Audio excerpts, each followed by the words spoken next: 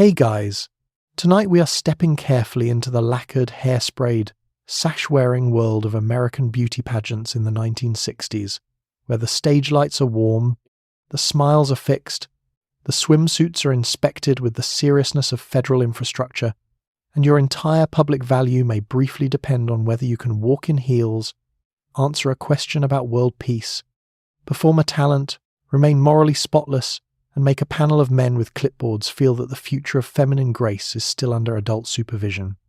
We are not talking about every pageant, every contestant, every town, or every young woman who ever stood beneath a paper crown while a local booster club tried to turn charm into civic pride.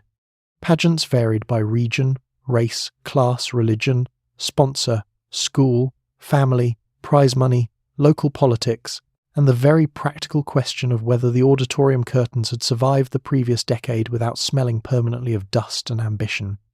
Some women found pageants exciting, useful, sociable, and even empowering in limited ways, especially when scholarship money, travel, public speaking, or performance opportunities were genuinely at stake. Others discovered that the glitter came attached to a rulebook, so narrow it could have been typed on the back seam of a girdle. In the 1960s, beauty pageants sat in a strange place in American life. They promised opportunity while measuring obedience. They praised talent while arranging women under lights like decorative proof that the nation was still wholesome.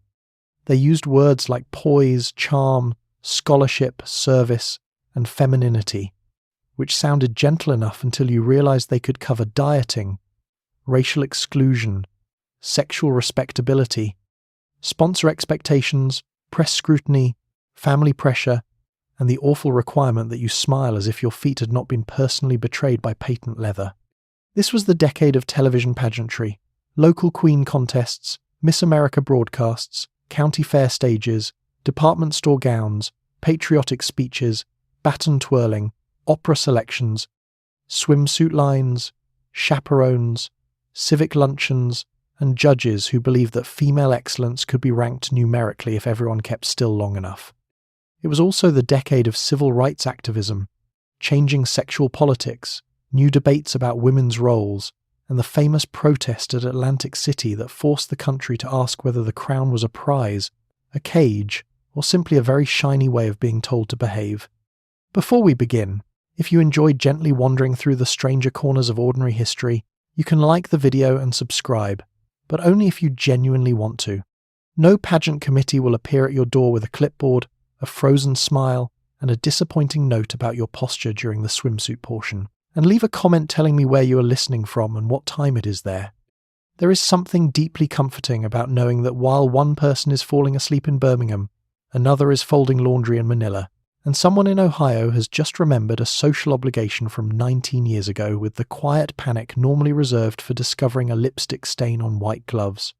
The Quiet Hours is also on Spotify, so if you prefer to listen there while drifting off, you will find the link in the description. Now, dim the lights, put on a fan, pull your blanket up, and get completely comfortable. Let your shoulders drop. Let your jaw unclench. Allow the day's emails, appointments, dishes, bills, and mysterious noises from the refrigerator to become the responsibility of some distant committee that has already lost the minutes from its last meeting. And before we begin, consider a few questions. How much hairspray does it take to make a bouffant survive applause, humidity, and the judgment of 3 men in dinner jackets? How small must a waist look before someone calls it discipline instead of discomfort? How many times can you say you want to promote peace, education, and good citizenship before anyone notices you have been asked the same question at every banquet since Tuesday? What exactly is poise, and why does it seem to involve smiling when a sash pin is attacking your shoulder? Who decided that walking in a swimsuit across a stage proved character? And did that person ever try doing it under television lights while pretending not to know that every aunt, neighbour, teacher, and future employer might be watching? Could a young woman be ambitious, or only ambitious in a way that photographed nicely beside roses? Could she be clever, or only clever enough to answer in 30 seconds without troubling anyone's digestion? What would have happened if she were black in a system built around white middle-class femininity? What happened if she gained weight, spoke too plainly, had the wrong boyfriend, wore the wrong smile, or look too modern for a committee still emotionally living near a church basement punch bowl? Congratulations! You have just awakened in America in the middle of the 1960s. The auditorium smells of floor wax, powder, roses, hot bulbs, and nervous satin. Your sash is crooked. Your mother is whispering advice from somewhere behind a curtain. The judges are ready. Naturally, your future must now be assessed beneath a crown that has already left a dent in someone else's hair. Your pageant day begins in front of a mirror that is no longer simply a mirror, but a small domestic tribunal with bulbs around it. You are expected to look fresh, young, wholesome, stylish, disciplined, approachable, and somehow entirely natural after an hour of foundation, powder, mascara, lipstick, curl setting, teasing combs, and enough hairspray to make the bathroom air feel legally occupied. In the 1960s, the beauty queen ideal is not merely pretty. She must be polished into a public symbol, the sort of young woman who can represent a town, a sponsor, a college scholarship program, or a television network without suggesting that any of this has required effort. The room smells of face powder, hot metal curlers, aerosol spray, cold cream, damp towels, and the faint floral perfume someone has declared tasteful for evening, but not so strong that the judges begin to suspect you have opinions. On the counter sit bobby pins, cotton balls, a compact mirror, a lipstick tube, a comb with fine teeth, a bottle of setting lotion, and possibly a tissue folded around loose powder because glamour has always required small paper engineering. Your mother, aunt, older sister, neighbour, or volunteer pageant helper may hover nearby with the anxious expression of someone trying to improve history one hair at a time. The mirror receives all of it without mercy. It shows the smudged mascara before anyone else sees it. It shows the lipstick slightly outside the line. It shows the one curl that has chosen rebellion and must be brought back into the republic before rehearsal. The face being made is yours, but it is also not entirely yours. It is a face designed to travel through other people's expectations. It must reassure the older women who remember stricter rules, impress the local men who sit on committees, please sponsors who want wholesome publicity, and look bright enough for a photograph that may appear in a newspaper with your name, age, height, and ambition arranged under it like evidence. The goal is not Hollywood glamour exactly, although films, magazines, and television certainly help establish the shine. The goal is controlled prettiness, the kind that suggests health, innocence, discipline, and willingness to attend a civic luncheon without looking annoyed by chicken salad. A beauty queen in this world is not supposed to look like someone who has been constructed. She is supposed to look like someone nature personally approved after consulting a department store cosmetics counter. This is the old trick of feminine presentation. The labour must be visible only in its results. If the hair is perfect, you have good grooming. If the hair is unfinished, you have failed morally at the roots. The pageant culture of the decade often borrows the language of poise and charm, which sounds soft until you realise poise means holding your body correctly while being evaluated, and charm means making the evaluation feel pleasant for everyone except possibly yourself. Your posture is checked. Shoulders back, chin level, neck long, stomach held, expression open. You are not simply sitting at the vanity, you are rehearsing the kind of stillness that can be mistaken for ease. The undergarments matter too, although no one wants to discuss them in a tone louder than a drawer sliding shut. Girdles, bras, slips, pantyhose later in the decade, stockings, garters, and careful seams help produce the smooth line that pageants, magazines, and formal fashion expect. Comfort is not absent exactly. It has simply been asked to wait outside with the coats. The body beneath the dress is treated as raw material for a public silhouette. You tug, fasten, smooth, adjust, inhale, and learn that grace sometimes begins with elastic. The language around this preparation is cheerful. You are getting ready. You are making yourself presentable. You are putting your best foot forward, a phrase that sounds lovely until the foot is in a heel that would rather be free. But underneath the cheer is a more complicated lesson. Your beauty is being prepared not as a private pleasure, but as a public offering. A whole room will later read it for clues about discipline, virtue, family background, manners, femininity, and future usefulness as a symbol. The mirror teaches you this before the judges ever do. It asks whether your teeth look clean, whether your expression is kind, whether your hair seems fashionable but not fast, whether the blush suggests life rather than theatre. It asks whether you can look like yourself while also looking like everyone's idea of a proper young woman. That is a great deal to ask before breakfast. Finally, the last pin is set, the lipstick is blotted, the powder is pressed into place, and the dress waits nearby like a formal appointment with gravity. You look into the mirror and see a girl who appears calm, polished, and nearly effortless. The room knows better, but rooms, unlike judges, are sometimes kind enough not to write things down. Before anyone places a crown near your head, there is paperwork, which is how even glamour learns to sit up straight.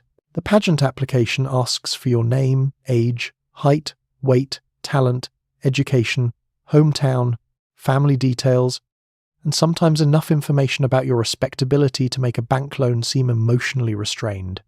You are not just entering a contest. You are submitting yourself as evidence, and the committee wants to know whether your body, background, hobbies, ambitions, and moral weather can be arranged into something suitable for photographs, sponsors, and a program booklet nobody will read until your aunt keeps it forever. The form may arrive on crisp paper with polite lines and tiny spaces, because institutions have always believed that the human life can be improved by being made to fit inside boxes. You sit at a kitchen table, bedroom desk, school office, or sponsor's back room, holding a pen and trying to make your future look tidy. Your full name goes first, perhaps with a middle initial if the pageant likes formality. Then your address, telephone number, school, college, employer, parents' names and personal details follow in their little parade. Height and weight appear with a bluntness that makes the page feel less like an opportunity and more like a scale wearing a necktie. Talent must be listed. Not simply a hobby, not simply something you enjoy, but a presentable offering that can survive a stage, a microphone, and the judgment of people who may prefer piano to modern dance on principle. Your ambition must also be phrased correctly. You may want education, travel, a career, service, marriage, family, self-improvement, or public life, but the wording needs to sound bright rather than hungry. A young woman who wants too little may seem dull. A young woman who wants too much may seem inconvenient. So the application becomes an exercise in careful proportion, like measuring flour, except the cake is your entire personality, and the oven is a civic committee. The pageant may ask whether you have ever been married, engaged, divorced, or involved in anything that might alarm the chaperone. Some major pageants historically required contestants to be unmarried and to remain within certain standards of public conduct, and local pageants often borrowed the same respectability logic even when their prizes were smaller and their stage curtains were trying their best. The result is that your private life becomes part of the entry process. Romance, reputation, family background, and behaviour all matter because the winner is not presented merely as a talented contestant. She is a representative. She must be acceptable to sponsors, newspapers, audiences, and the kind of neighbour who reads captions with a pencil nearby. The application may ask for photographs too. A headshot, a full-length photo, a school picture, or a carefully posed studio portrait, depending on the contest and budget. The photograph is not neutral. It performs before you do. It says whether you understand grooming, fashion, restraint, and the useful art of looking confident without appearing to have noticed your own cheekbones. If the picture is too plain, you may seem unready. If it is too glamorous, you may seem unsuitable. The acceptable image stands between modesty and sparkle, a narrow ledge on which many young women are expected to balance while wearing lipstick. References may be required or informally consulted. A teacher, minister, employer, sponsor, or community leader may be asked to confirm that you are the right sort of girl, which often means capable, pleasant, respectable, punctual, and unlikely to cause a headline more interesting than the committee intended. This is one of the quieter pressures of the pageant world. You are not judged only by what you can do on stage. You are judged by the social paperwork around you, the invisible endorsements that tell the contest you will not embarrass the town after receiving flowers. Race and class may already be shaping the page before the ink dries. A white middle-class contestant with supportive parents, a local sponsor, a gown budget, music lessons, and easy access to a photographer may move through the application process with help. A working-class contestant may have to calculate fees, clothing costs, transportation, and time off work. Black contestants and other women of colour often faced formal or informal barriers in many mainstream pageant systems, meaning the form could appear open while the door behind it was guarded by custom. The application pretends to be administrative, but it knows the social order quite well. At last, you sign your name. The signature looks small at the bottom of the page, but it has done something enormous. It has allowed a committee to begin considering whether your face, figure, talent, manners, family, reputation, ambition, and future can be converted into pageant material. You slide the paper into an envelope or hand it to the sponsor, and for a moment everything feels official. The crown is still far away, but the judging has already learned your address. Your first sash may not come from a national stage, but from a small business, civic club, college group, veterans hall, newspaper office, or local festival committee that has discovered beauty can be attached to advertising with ribbon. You might become Miss Dairy Princess, Miss Peach Blossom, Miss Auto Show, or the queen of a town event whose budget depends on folded chairs and optimism. The sponsor offers opportunity, but also expectation. You are now a walking emblem of clean shoes, agreeable manners, and whatever product, crop, industry, or community celebration has decided it needs a smiling young woman to make commerce look less tired. The sponsor's office may smell of carbon paper, coffee, floor wax, and the dusty velvet of banners stored from last year. Someone hands you forms, schedules, a sash, perhaps a small handbook, and the reassuring statement that there is nothing to worry about, which is one of history's most reliable warnings. A local business might pay your entry fee, help with wardrobe, arrange publicity, or simply lend its name to your title with the expectation that you will appear at events looking grateful enough to be photographed beside a sign. A civic group may present the contest as community spirit, a fair board may present it as tradition, a trade association may present it as wholesome promotion. All of these things can be true, and all of them can still mean that your smile is now working part-time for apples, dairy products, automobiles, insurance, or the Chamber of Commerce. The arrangement can be useful. Sponsorship may open a door you could not afford to open alone. Pageants often cost money before they offer any. There may be entry fees, gowns, shoes, swimsuit requirements, talent costumes, travel, hair appointments, photographs, and the small expenses of looking effortless in several locations. A sponsor can make participation possible, especially for a contestant whose family is supportive but not made of spare satin. You may feel proud. Your town, school, club, or employer has chosen you. Your name may appear in a local newspaper.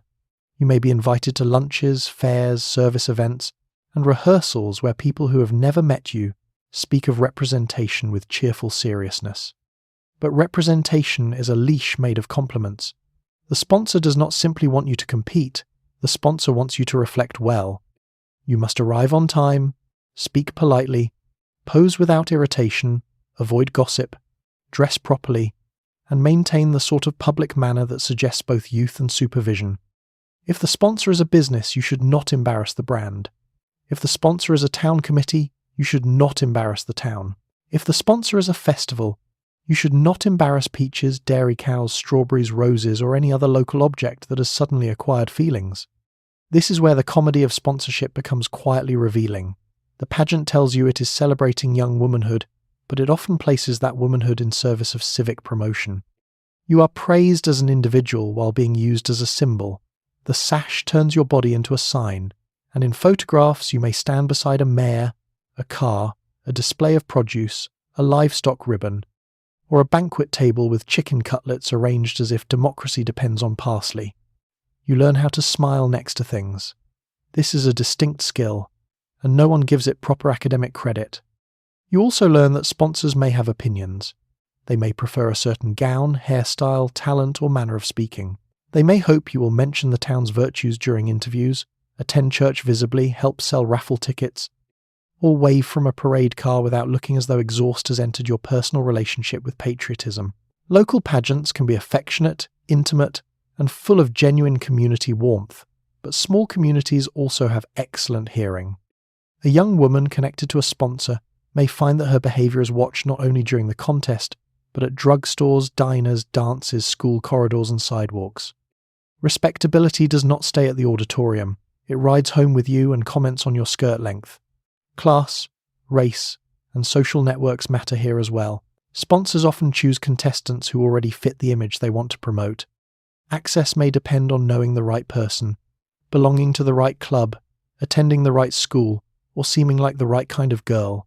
In many white mainstream pageant circles, the sponsor's idea of respectable beauty is shaped by racial exclusion or preference before anyone says so aloud.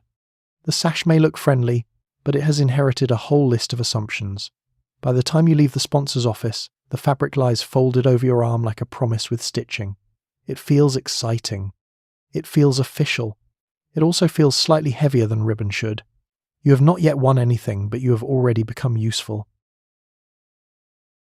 The pageant rulebook appears polite at first, because rules always prefer to arrive wearing good stationery.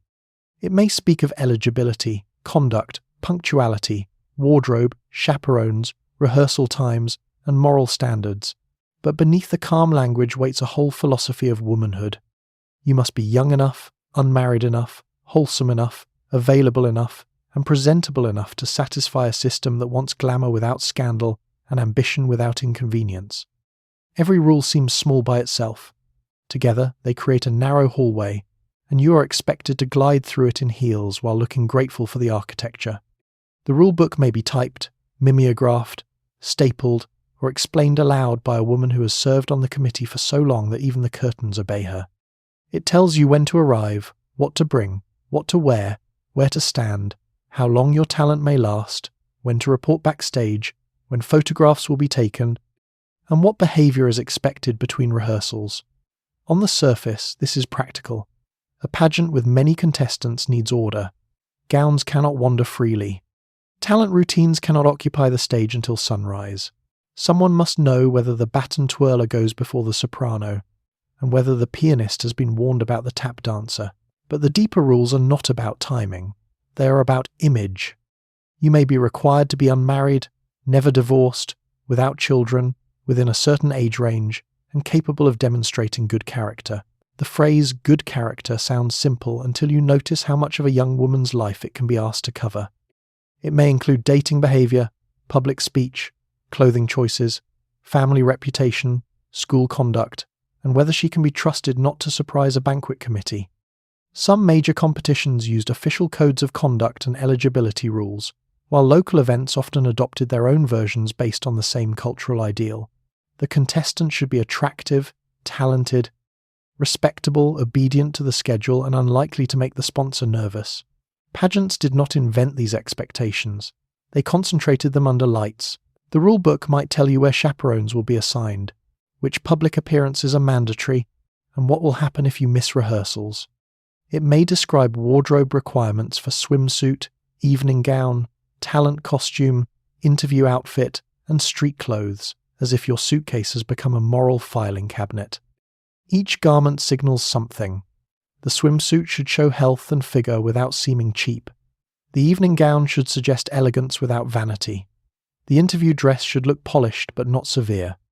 The rehearsal outfit should be neat enough to prove discipline, because apparently even practicing must be attractive. The rules often pretend that clothing is merely clothing. Clothing knows better. It is being used as evidence. There are also rules that do not need to be written because everyone has already inhaled them. You should not flirt too obviously. You should not smoke where the wrong person can see. You should not drink in a way that becomes a story. You should not complain loudly. You should not appear jealous. You should not seem unfriendly to other contestants, too friendly to male staff, too serious with the judges, too silly with the press, too ambitious with the committee, or too bored during the luncheon. You should be memorable, but not in a way that requires a meeting. This is the secret genius of unwritten rules. They save ink by living inside everyone's nervous system. Race and class shape the rulebook even when the page is silent. A rule about respectability may be applied differently depending on who is being judged. A hairstyle, accent, neighbourhood, family structure, or church affiliation may be read as suitable or unsuitable by people who believe they are only noticing poise. Black women and other women of colour often face both official exclusion and informal standards that treated white middle-class femininity as the default. Working-class contestants might be judged for clothing quality or manners that wealthier contestants had been trained to perform since childhood. The pageant says it is rewarding individual excellence. The rulebook quietly asks whether the individual has arrived from the approved social address. Still, you follow it. You underline rehearsal times, check wardrobe lists, learn the order of events, and listen carefully when someone explains which door to use after the talent portion. The practical rules genuinely help you survive the week. They tell you when to appear, where to stand, and how not to collide with another contestant carrying a violin. But they also teach a larger lesson. Public femininity is managed through instructions so ordinary they can sound like courtesy. By the end, you understand that the rulebook is not only preparing you to compete, it is preparing you to be acceptable. It has measured the hallway. Now it is watching your walk.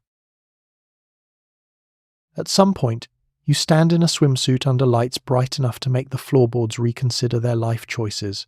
The pageant calls this health, fitness, confidence, or physical presentation, because language is useful when a room full of adults wishes to pretend that public measurement is a character-building activity. You are expected to walk, turn, smile, and appear unbothered while judges, photographers, audience members, and possibly half your town assess posture, proportions, legs, shoulders, waist, and the private little mystery of whether your smile can survive being reduced to a score. The air feels warmer here, or perhaps you only notice the heat because there is less fabric between you and public opinion. The swimsuit may be one piece, structured, modest by later standards, and still revealing enough to turn the stage into a polite inspection platform. You stand with other contestants in a row, each of you trying to look relaxed while every muscle is quietly filing paperwork. Shoulders back, stomach held, knees soft, chin lifted, arms placed naturally, which is difficult once someone has told you to place them naturally. You are supposed to demonstrate vitality and confidence, but the judging conditions are arranged so confidence must be performed while being measured. This is one of pageantry's stranger pieces of logic. It asks you to look free while standing exactly where you have been told to stand. Swimsuit competition has a long history in American pageantry, especially in the Miss America tradition, where early contests were closely tied to beach culture and physical display before later language softened the emphasis into health, fitness, and poise. By the 1960s, televised pageants and local contests often present the swimsuit portion as one element among several, alongside talent and interview, but its visual power is obvious. The audience understands it without explanation, so does the camera. A contestant may sing beautifully, speak gracefully, and carry herself with intelligence, yet the swimsuit lineup remains the moment when the body is made most plainly public. The scoring system tries to make this feel orderly. Judges may be told to evaluate posture, carriage, figure, fitness, and overall impression. These categories sound professional enough, as if legs and shoulders become less personal once they are placed under headings. But the experience from the stage is intimate in a way the scorecard cannot admit. You are aware of your skin, your hair, the cut of the suit, the line of your hips, the strap that must not slip, the floor beneath your feet, and the distance between your body and every opinion in the room. You are also aware that you must not seem aware. The ideal contestant appears confident, modest, fresh, and composed, which is a demanding emotional recipe for someone wearing a numbered badge near a committee. The swimsuit portion also reflects wider culture. In the 1960s, American beauty ideals are shaped by magazines, movies, television, advertisements, fashion photography, and a growing commercial language around youth, slimness, grooming, and body control. The pageant stage does not invent this scrutiny. It gives it a spotlight, music, and applause. Contestants are often praised for discipline, which can mean exercise, diet, posture, grooming, and the careful refusal to let the body become inconveniently human. A small change in weight may be discussed. A tan line may matter. A bruise may need covering. A run in a stocking can be tragic in evening wear.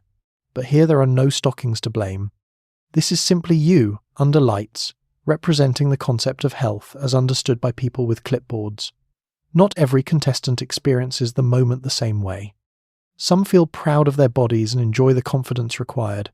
Some see the swimsuit portion as a practical hurdle on the way to scholarship, travel, or a title. Others feel exposed, judged, or quietly humiliated while being told that the exercise is empowering because everyone is smiling. Both realities can exist at once, which is inconvenient for simple stories and therefore very common in history. The public language is cheerful. The private body may be far less certain. Race and class also shape who is invited to be looked at, and how. Standards of beauty in mainstream pageants often centre white ideals, leaving women of colour excluded or judged against expectations not built for them. Working-class contestants may not have the same access to grooming advice, custom suits, or professional coaching. A swimsuit can appear democratic because everyone wears one, but equality is not produced by matching fabric. The walk begins. You cross the stage, turn, pause, and smile into the heat. The audience sees grace. The judges see categories. The camera sees angles. You feel the floor, the lights, and the small private hope that every part of you has remembered its instructions. When you return to the line, nothing dramatic has happened. That is the point. The inspection has been made to look like entertainment, and entertainment, being polite, applauds. The weeks before a pageant can turn ordinary meals into negotiations conducted under the suspicious eye of a bathroom scale. You hear advice about slimming, trimming, watching, reducing, maintaining, and fitting properly into the swimsuit, because the language of dieting often prefers to travel under gentler names. In the 1960s, magazines, advertisements, and pageant culture helped reinforce a disciplined ideal of feminine thinness, though nobody wanted to sound cruel about it while serving celery. You are told beauty is natural, then handed a list of things to avoid until nature becomes sufficiently cooperative. The kitchen becomes an unusually quiet place, not because there is no food, but because every plate now seems to contain a small moral question. Breakfast may be grapefruit, black coffee, dry toast, cottage cheese, or cereal measured with the careful attention normally reserved for medicine. Lunch may be salad, tuna, a boiled egg, or something described as light, a word that can mean refreshing, insufficient, or prepared by someone who has never had to rehearse in heels. Dinner becomes more complicated, especially if your family is eating meatloaf, mashed potatoes, rolls, pie, and other items behaving with unnecessary friendliness. You are expected to participate in ordinary family life while also becoming pageant-ready, which means your fork must perform diplomacy. You eat enough not to alarm your mother, little enough not to alarm your swimsuit, and politely enough that nobody can accuse you of making the table uncomfortable, even though the table has become a negotiations desk with gravy. Diet culture in the 1960s is not hidden. It appears in magazines, newspaper columns, advertisements, drugstore products, diet sodas, meal replacements, calorie charts, and cheerful advice about willpower. Weight Watchers emerges in the early part of the decade. Diet drinks like Tab enter the market, and products such as Metrical are promoted as modern solutions for controlled eating. The language often sounds scientific, glamorous, and efficient, as though hunger can be made respectable if it arrives in a can. Pageant contestants may not follow any single official diet, and many are simply encouraged by mothers, coaches, sponsors, friends, or their own anxiety to look trim. The pressure does not need to be formal to be effective. A glance at the waistline of a gown can issue instructions. A comment about fitting better can become a schedule.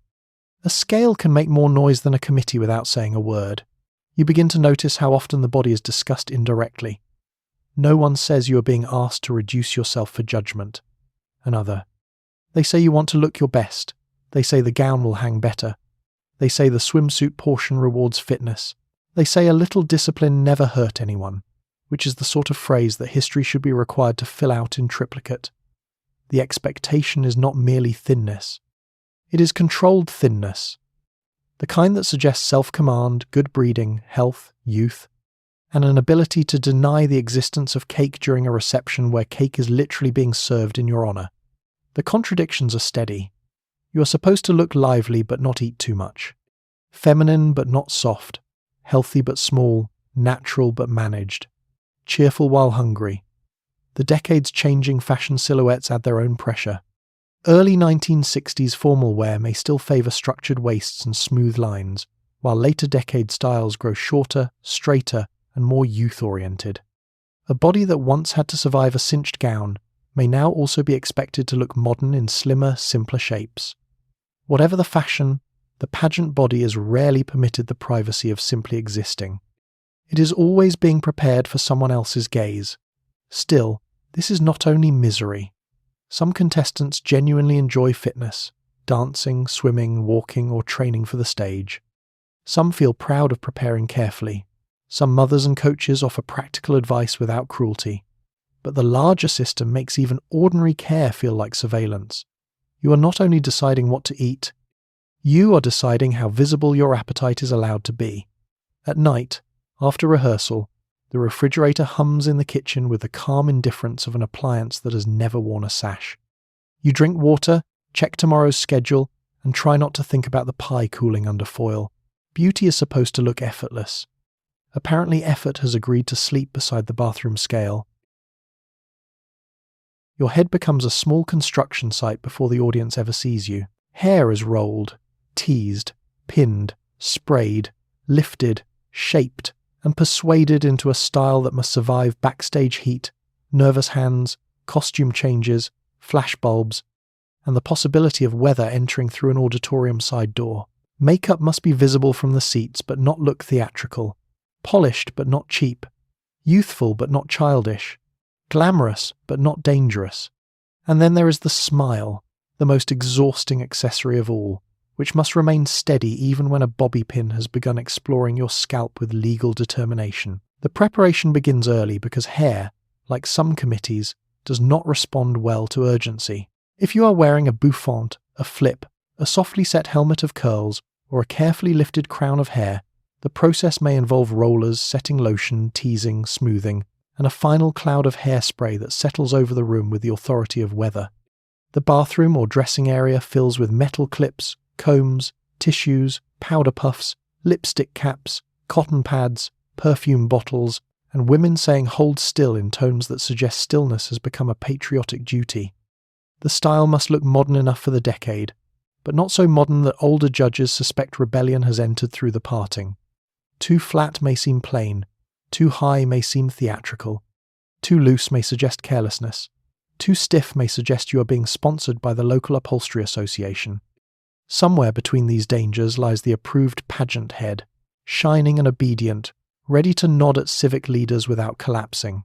Makeup follows its own narrow road. Foundation smooths the face. Powder controls shine beneath hot stage lights. Mascara opens the eyes. Eyeliner, if used, must be careful. Lipstick provides colour and definition, often in pink, coral, red, or a shade considered bright, but not startling. Blush adds life, although not too much life because life in pageantry must remain supervised. Stage lighting changes everything. A face that looks natural in the bathroom mirror may vanish from the audience. A face that looks correct on stage may seem startling up close. So the pageant contestant learns a private truth of performance. Natural beauty often requires distance, bulbs, and someone with a powder puff. The goal is not simply prettiness, it is legibility. Your features must read from rows away, through air that smells of dust, floor wax, roses, and hot curtains. Your smile must remain in place while photographs are taken, while contestants are called, while someone cannot find the right music, while a zipper sticks, while a committee woman adjusts your sash, and while your own nerves attempt to leave the building without permission. The smile is trained like a muscle because it is one. It must look sincere without becoming huge, gracious without becoming stiff, delighted without revealing that your feet have begun communicating through pain. You practice in the mirror. Teeth visible, but not desperate. Lips relaxed, but not vague. Eyes bright, but not startled. It is a surprisingly technical matter, this business of appearing happy in a way that can survive scoring. A smile that drops too quickly may look disappointed.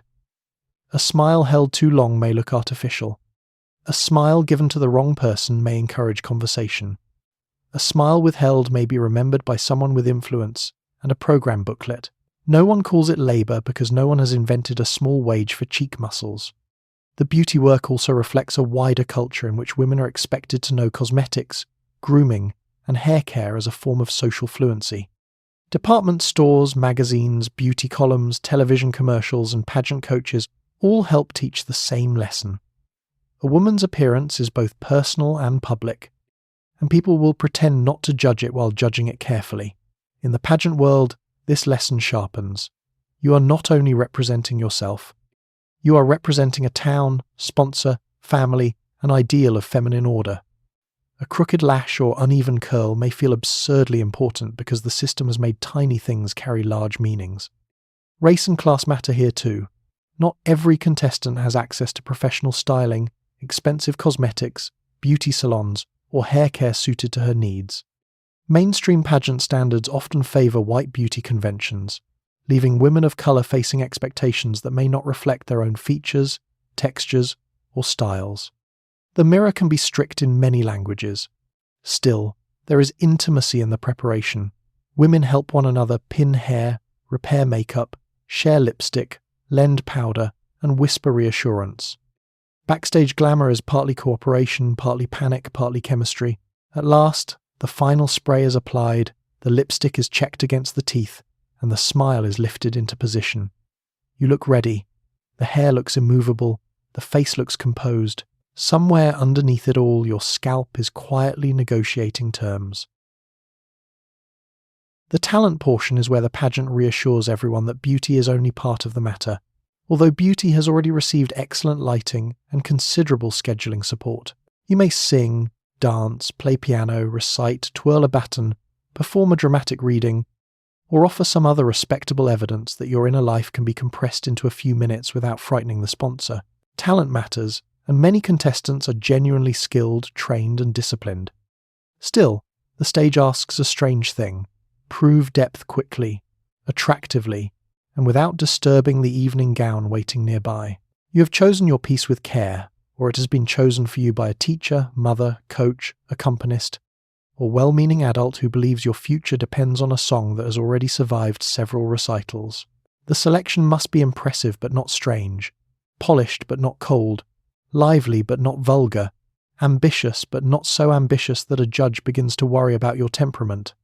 A classical piano piece can suggest training. A vocal solo can suggest feeling. A tap routine can suggest energy. Baton twirling can suggest coordination and the willingness to stand near moving metal while smiling. A dramatic reading can suggest intelligence, provided the chosen passage does not upset anyone before refreshments. The talent must reveal personality while remaining safe enough for a civic auditorium. You rehearse in school music rooms, church halls, living rooms, dance studios, or backstage spaces where the floor is not entirely on your side. The piano may be slightly out of tune. The microphone may crackle. The record player may be late starting. Your costume may require quick fastening, careful shoes, or a neckline that behaves differently when you lift your arms. Everything that seemed simple at home becomes more interesting under lights. You must remember entrances, exits, tempo, lyrics, breath, posture, facial expression, and the fact that the audience is watching not only the talent but the girl carrying it. This is the pageant's careful compromise. It wants you to be accomplished but not unmanageable. It wants artistry, but not the kind that makes a room feel it has lost control. The talent portion gives contestants a real chance to show discipline and training. Many young women enter with years of music lessons, dance practice, vocal coaching, public speaking, or school performance behind them. For some, this is the part of the competition that feels most personal, even freeing. The stage is no longer only asking what you look like, it is asking what you can do. That matters.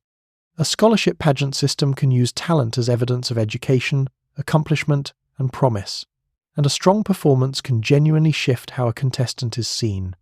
Yet the frame around the performance remains narrow. You may be talented, but you are still expected to be charming afterward. You may show intensity, but not too much. You may command the room, then gently return it to the idea that you are also sweet enough to ride in a parade car. If you sing too boldly, someone may admire your voice and worry about your edges. If you dance too sensuously, the room may become interested in the wrong way and blame you for its attention. If you perform something comic, you must be funny without becoming ridiculous. If you perform something serious, you must be serious without burdening the evening. The approved talent lives in a very tidy apartment between excellence and comfort. The historical absurdity is not that contestants lacked talent. It is that talent had to report to femininity for inspection. You may have practiced for years, but the evaluation still arrives with questions about poise, costume, smile, figure, and suitability. The audience may applaud the aria, then immediately return to discussing whether the blue gown was more flattering. It is enough to make a violin consider becoming private. The backstage atmosphere before your turn is a soft storm of nerves. You hear muffled applause through the curtain. Someone runs scales under her breath. Someone taps a shoe against the floor until a volunteer gives her a look. Someone holds a baton, flute, prop, or sheet of music with fingers that have decided to become damp at an important moment. The air smells of hairspray, powder, old velvet, and warmed electrical cords. Your name is called. You step forward. For a few minutes, the stage belongs to your voice, your hands, your feet, or your carefully memorized words. You perform as though nothing has ever been easier, because ease is what training is supposed to look like after it has been properly hidden. When it ends, you smile, bow, and leave before the applause has fully settled. The talent has been offered. The judges have made notes. Your inner life has been timed, scored, and returned to the dressing room. The evening gown competition looks graceful from the audience, which is precisely how it hides the machinery. Beneath the satin, chiffon, taffeta, sequins, gloves, straps, boning, slips, heels, and careful undergarments is a young woman performing balance, breath control, social training, and fabric management under public observation. You must move slowly enough to look elegant, quickly enough not to trap the program, and confidently enough to suggest that beauty is effortless, even while your hem is behaving like a committee with unresolved grievances. The gown itself may have been bought, borrowed, altered, sewn at home, chosen from a department store, or negotiated through a family budget with the delicacy of international diplomacy. It hangs now on a rack or over a door, waiting with all the patience of a garment that has never paid for itself. The fabric catches the light before you do. Pale satin, white chiffon, pastel tulle, sequins, lace, beads, or a clean modern line may speak different languages of femininity, but every one of them must say elegance clearly enough for the back row. In the 1960s, pageant gowns often balance older formal ideals with changing fashion. Some are full-skirted and romantic, others sleeker and more column-like depending on the year, region, taste and budget. The gown must flatter you, but not seem vain. It must look expensive, or at least as though expense has been politely suggested. It must fit the body that the swimsuit portion has already made public, while appearing to float above all such practical concerns. Putting it on is not a private act so much as a small engineering procedure. Someone helps with hooks, snaps, zipper, straps, gloves, or train. Someone checks whether the slip shows. Someone kneels to arrange a hem with the solemnity of a person preparing a flag. You stand still with arms lifted, breathing carefully while women inspect your back, waist, neckline, and shoulders. A gown can change your posture. It demands a slower walk, a straighter spine, a careful turn. It may not permit ordinary movement, because ordinary movement has not been invited to evening wear. The shoes complete the arrangement by introducing height and danger. Heels must be high enough to lengthen the line, and low enough to avoid becoming a public incident. You learn to place the foot, roll the step, control the knees, and let the skirt move around you as though the fabric has agreed to cooperate. It has not. Fabric is loyal only under supervision. The evening gown walk is often described as poise, and poise is one of those words that sounds delicate until you try to do it for a score. You enter the stage and the air changes. The audience quiets, or at least lowers itself into the kind of attention used for brides, queens, and desserts carried with candles. You walk beneath the lights. Your hands may hold a bouquet, rest at your sides, or lightly manage the skirt. You pause, turn, smile, and attempt to communicate dignity without looking as though you have practiced dignity in the hallway for 3 weeks. The judges assess carriage, appearance, grace, and overall impression. They are not supposed to be judging wealth, but wealth knows how to sew. A professionally fitted gown, salon hair, fresh gloves, good shoes, and stage coaching can create an advantage that looks like natural polish. A home-altered gown can be beautiful too, often more loved, but pageantry has a way of confusing resources with effortlessness. Class enters quietly through fabric. Race enters through beauty standards, dress expectations, and ideas of which women are permitted to embody national elegance. The evening gown portion may seem softer than the swimsuit lineup because more fabric is involved. This is misleading. The scrutiny is simply wearing formal clothes. Here the body is not exposed so much as composed. You are being judged on whether you can carry the signs of respectable femininity. Modest glamour, controlled movement, tasteful beauty, and the ability to appear calm while everyone looks. The gown turns you into a ceremony. It also turns walking into a final exam. There is a strange dignity in the moment too. Many contestants love this part. The gown can feel transformative, theatrical, beautiful, and powerful in its own carefully restricted way. For a young woman with few chances to stand in public and be admired, the stage may feel thrilling.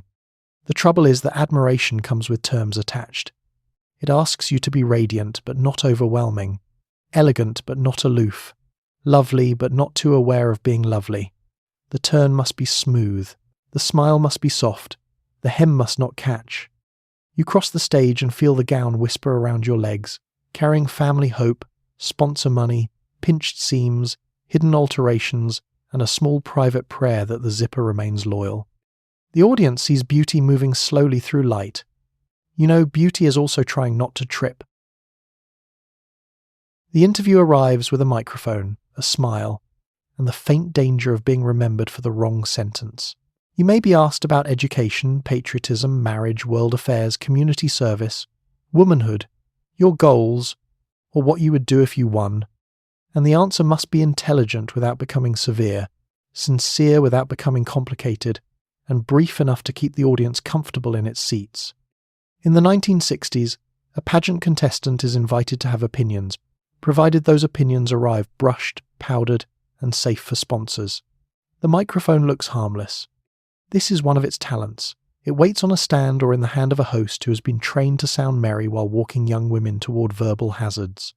You step forward in your gown, swimsuit robe, interview dress, or some other carefully selected outfit, depending on the contest format, and suddenly the room is no longer judging only your posture. It is listening for evidence of character. The question may seem simple. What does being an American woman mean to you? What are your plans after college? How would you promote your state if you became queen? What is the most important issue facing young people today? Do you think a woman can balance career and family? What quality do you most admire in your mother? The questions float toward you wrapped in courtesy, but each contains tiny hooks. Answer too vaguely and you sound empty. Answer too sharply and you sound difficult. Answer too traditionally and you may seem dull. Answer too progressively and someone at the judges' table may begin looking for a safer contestant. You have only seconds to build a bridge between sincerity and approval. The 1960s make this especially tricky, because the world outside the auditorium is crowded with subjects that do not fit neatly under stage lights. Civil rights, school desegregation, the Vietnam War, student protests, the space race, changing sexual norms, expanding educational opportunities for women, and the early stirrings of women's liberation all sit somewhere beyond the velvet curtain. You may have thoughts about them. You may have strong thoughts. But the pageant stage usually prefers public optimism to public discomfort. A contestant can speak of service, understanding, education, tolerance, peace, and community with approval. She must be much more careful with anger, politics, inequality, or the suggestion that some traditions deserve more than a polite dusting. The safest answer often sounds sincere and broad enough to offend no one who has purchased a ticket. This does not mean contestants are foolish or empty. Quite the opposite. Many learn to answer with impressive tact. They understand the room. They know how to compress intelligence into acceptable language. They can say something meaningful while leaving sharp edges wrapped in tissue paper. That is a skill, and not a small one. Public speaking under pressure requires memory, timing, voice control, facial composure, and an instinct for audience temperature. The interview tests not only what you believe, but how well you can present belief inside a narrow social frame. It is diplomacy with lipstick. You begin by smiling, because answers in pageants often start before words. The smile tells the room that you are agreeable. Your posture tells the room that you are trained. Your voice must be warm, clear, and feminine enough to soothe anyone still recovering from the possibility that you might say something. You thank the host. You repeat part of the question if necessary. You avoid rambling. You try not to blink too quickly. You do not say, "I have no idea," although sometimes that would be the most historically honest answer anyone has heard all evening. Instead, you speak about helping others, representing your community, valuing education, supporting family, or using the title to encourage young people. These are not necessarily false answers. They may be deeply felt, but they are also shaped by the pageant's demand that female ambition be expressed as service. You may want a scholarship, a career, travel, recognition, independence, or simply a chance to stand somewhere larger than your hometown. Yet the acceptable language often asks you to translate desire into usefulness for others. This is how ambition enters politely, carrying a covered dish. The judges listen for poise, fluency, charm, and judgment. The audience listens for confidence. Your family listens with muscles clenched. A small stumble can feel enormous. A clever answer may help you. A too clever answer may not. Humour can be charming, unless it reveals that you have noticed the absurdity of the entire structure, which the structure would prefer you not mention while wearing its flowers. When the answer ends, the host smiles, the audience applauds, and you step back into line. The moment has passed in less than a minute, but it has asked you to solve a very old problem: how to be thoughtful in public without making thought look dangerous. The microphone is handed to the next contestant. It has heard everything. It will not be filing a report, but several people with pencils already have. Wherever you go during pageant week, someone may be assigned to make sure you arrive, behave, change costumes, answer questions, and remain officially respectable.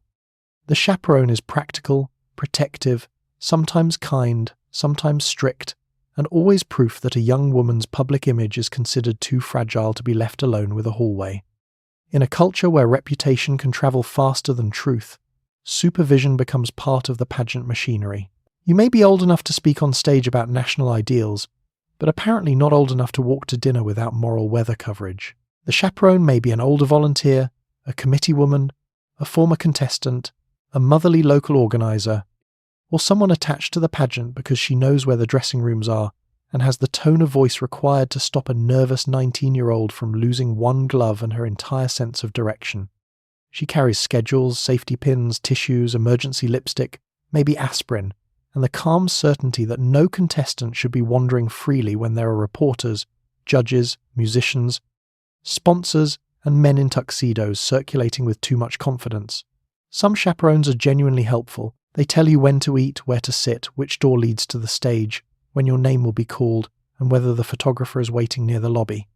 They can protect contestants from confusion, pushy strangers, unwanted attention, and the general chaos of an event held together by flowers and instructions. But the chaperone also represents a social order that treats your reputation as a public object in need of constant dusting. In many pageant systems, especially those connected to scholarship programs, local festivals, or national competitions, contestants were expected to maintain strict standards of conduct. The formal rules might mention punctuality, decorum, eligibility, and moral character. The informal rules lived in the chaperone's eyes. You should not disappear with a boyfriend. You should not be seen smoking in the wrong place. You should not linger too long with a judge, even if the conversation is entirely harmless.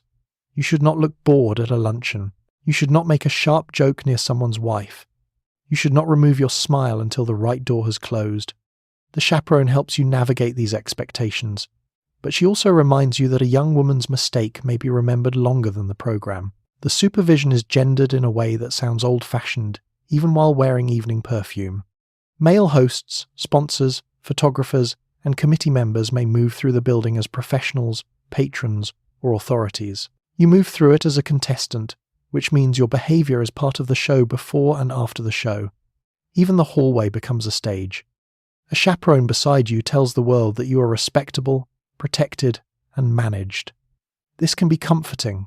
It can also feel like being treated as a valuable object being transported between display cases. The dressing room especially belongs to chaperone authority. There are costume changes to manage, lost earrings to find, zippers to repair, shoes to match, and nerves to soften. Someone must make sure the contestants are ready in order and that no one is still half-fastened when the host announces the next portion with terrible cheer. A good chaperone can be a blessing here. She notices when you are pale, hands you water, shields you from unnecessary questions, and tells a committee member to wait outside with the decisive politeness of a velvet rope learning English. But kindness and control often sit in the same folding chair. She may also correct your lipstick, your posture, your tone, your laugh, your answer, your hem, or the way you are standing near the punch bowl. She is protecting you, the pageant, the sponsor, and the image of girlhood that everyone has agreed to admire as long as it remains supervised. Race and class affect the experience too. Contestants from families familiar with pageants, clubs, sororities, or civic organizations may already know how to behave under chaperoned scrutiny. Others must learn quickly that respectability has accents, gestures, fabrics, and silences attached to it. Black contestants and other contestants of color in mainstream white pageant spaces may face even sharper observation, where ordinary behavior can be judged through prejudice before it is judged as poise. The chaperone may be an ally, a gatekeeper, or both, depending on the person, the place, and the pressure.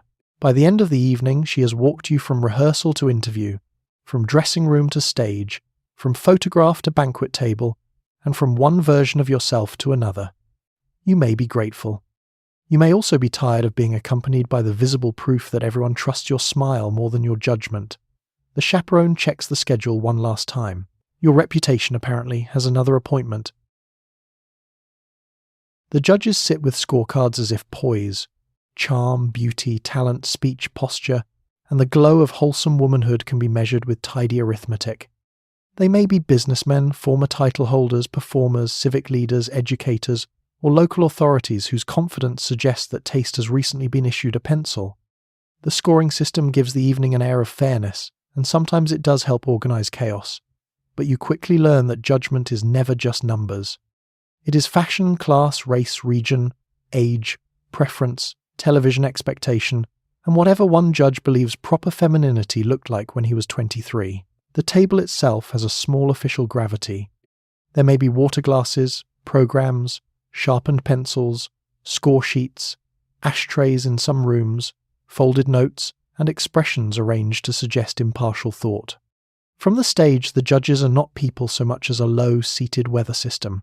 You can feel them watching without staring directly, because staring directly at judgment is rarely good for the walk. The host may introduce them warmly. They smile. The audience applauds. Everyone agrees, at least outwardly, that these are qualified persons who can distinguish between charm and almost charm, poise and nearly poise, talent and talent that should perhaps have ended sooner. In pageantry, scoring is meant to turn a slippery set of impressions into something that can be ranked. Points may be assigned for swimsuit, evening gown, talent, interview, personality, or overall presentation depending on the contest. The system appears practical. A contest must end somehow, and it is difficult to crown everyone, especially if the committee has purchased only one tiara, but numbers can give preference a clean collar. One judge may favour a delicate blonde in chiffon because she resembles an ideal he has carried since college. Another may admire a contestant with strong stage presence. Another may value voice, confidence, education, or the way a girl answers questions without sounding as if she intends to reorganise the city council. A former title holder may notice details others miss, how a contestant handles the train of a gown, whether a smile reaches the eyes, whether a talent routine has been polished or merely survived. A businessman may notice marketable wholesomeness. A civic leader may notice whether you would look pleasant beside a mayor at breakfast. None of them needs to be malicious for the process to be shaped by assumptions. That is the delicate trouble. Bias often enters the room wearing manners. In mainstream American pageants of the 1960s, standards of beauty and femininity often reflected white middle-class ideals, even when the language was universal. A judge might believe he is scoring grace while also responding to race, hairstyle, accent, body type, polish, confidence, schooling, and dress in ways he has never been asked to examine.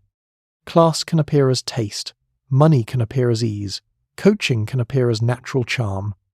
A contestant whose family can afford lessons, gowns, fittings, photographs, and travel may seem composed in ways that are genuinely earned, but also materially supported.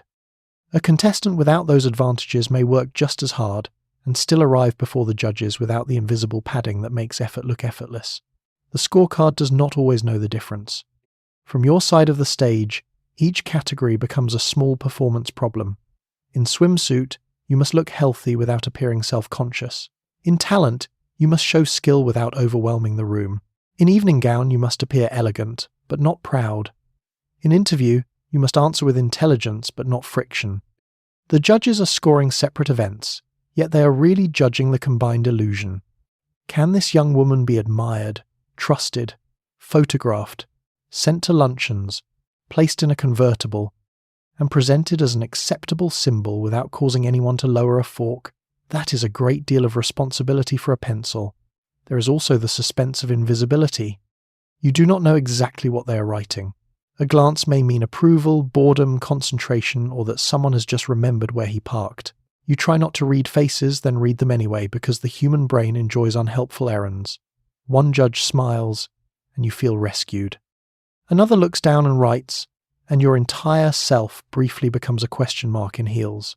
The pageant needs the judges because the competition depends on decision, but the judges need the contestants too.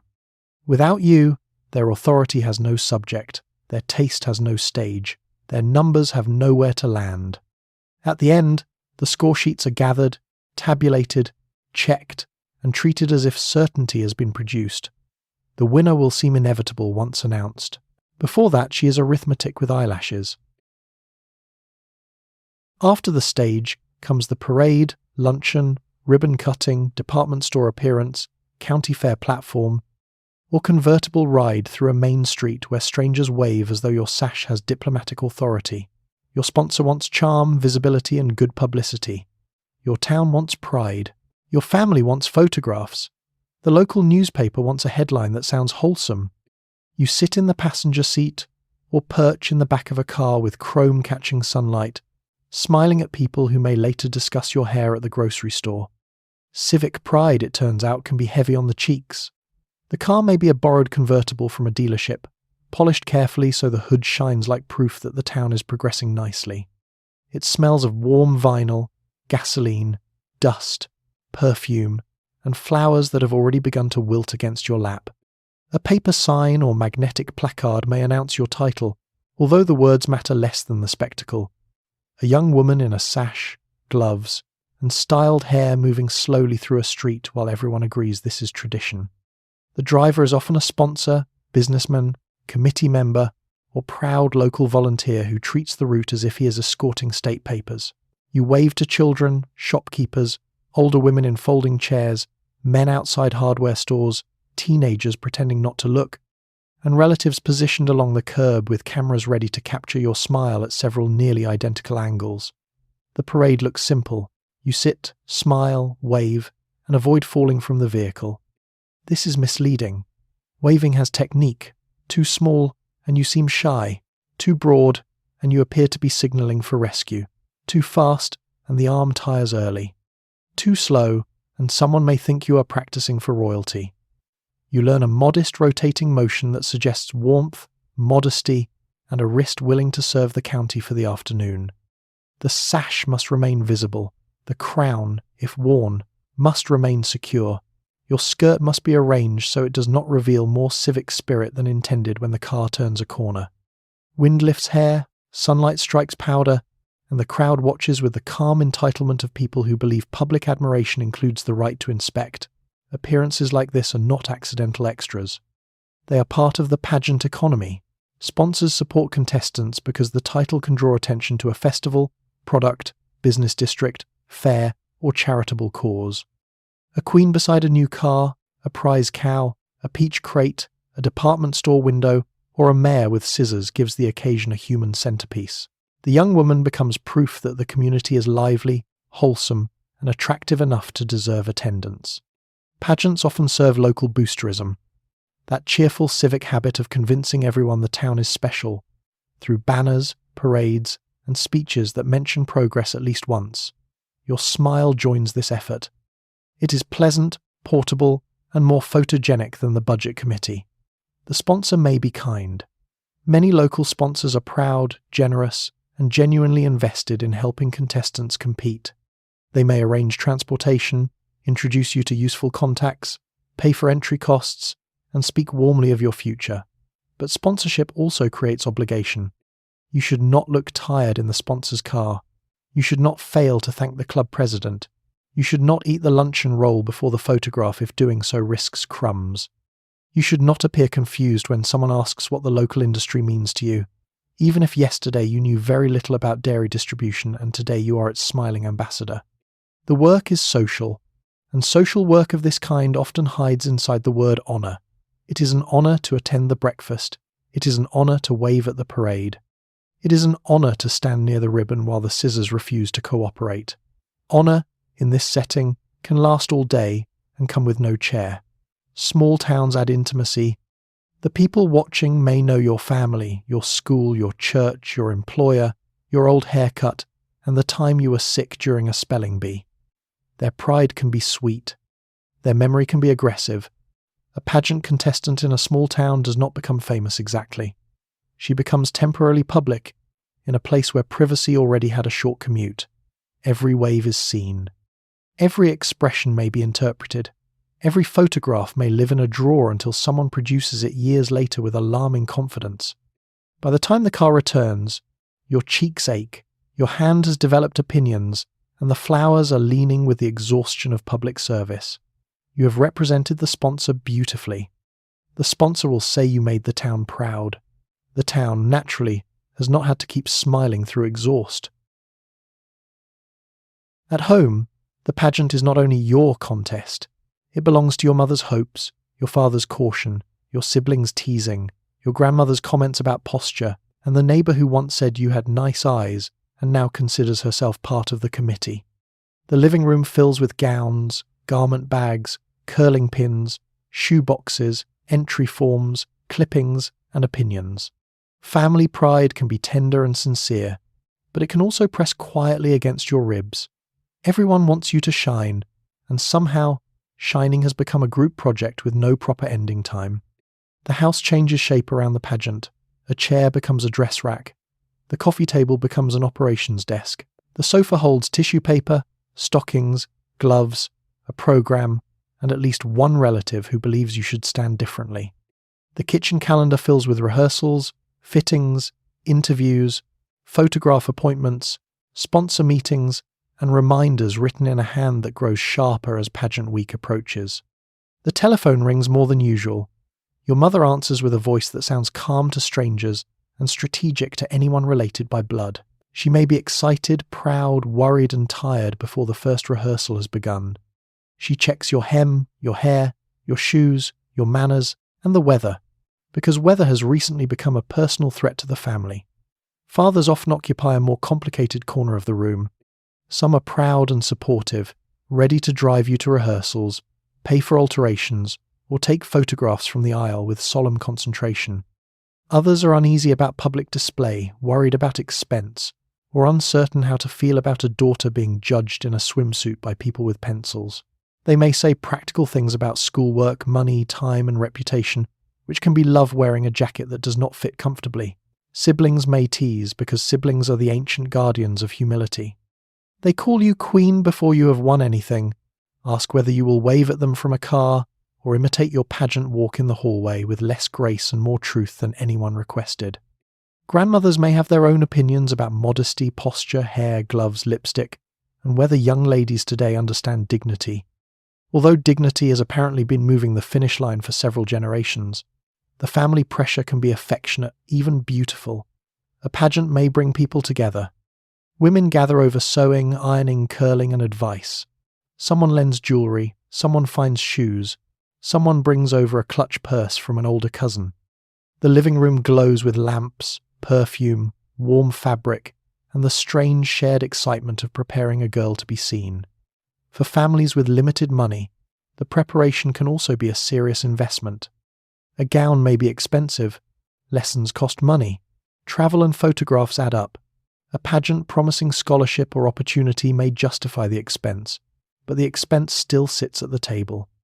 If your family has stretched itself to help you compete, pride gains weight. You are no longer simply representing yourself. You are representing the hours, dollars, stitches, rides, favours, and hope placed behind you. Hope can be generous. It can also make breathing slightly difficult. Mothers especially are often imagined as pageant managers in popular memory, and while the stereotype can be unfair, the domestic labour behind a contestant is real. Someone launders, presses, pins, packs, schedules, reminds, comforts, corrects, and worries. Someone knows where the spare stockings are. Someone notices the loose hook. Someone has opinions about lipstick under stage lights. This labour is often done by women and often treated as natural, because family support has a way of disguising unpaid production. The pageant calls one girl onto the stage, but the gown may contain several women's work. Family also shapes respectability. A contestant's reputation may be read through her household, and her household may feel judged through her. Your behaviour can become a family matter in the most public sense. If you win, everyone shares the pride. If you lose, everyone must help you fold the disappointment carefully enough to store it. If you make a mistake, the mistake may travel home before you do.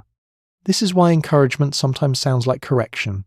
Stand up straight, smile more, do not answer too quickly, do not look at the floor.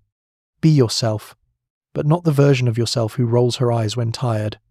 At night, after rehearsal, the house finally quiets. The gown hangs from a door. The shoes wait below. Your family moves softly around you, pretending not to be anxious, which is its own family talent. You understand that the pageant has entered every room. Even the living room lamp seems to be judging the hem. The local newspaper arrives with a camera, a notepad, and the ability to turn your face into public conversation before breakfast. Your photograph may appear beside your height, school, talent, hometown, sponsor, and a description of your ambitions so carefully cheerful it could have been ironed.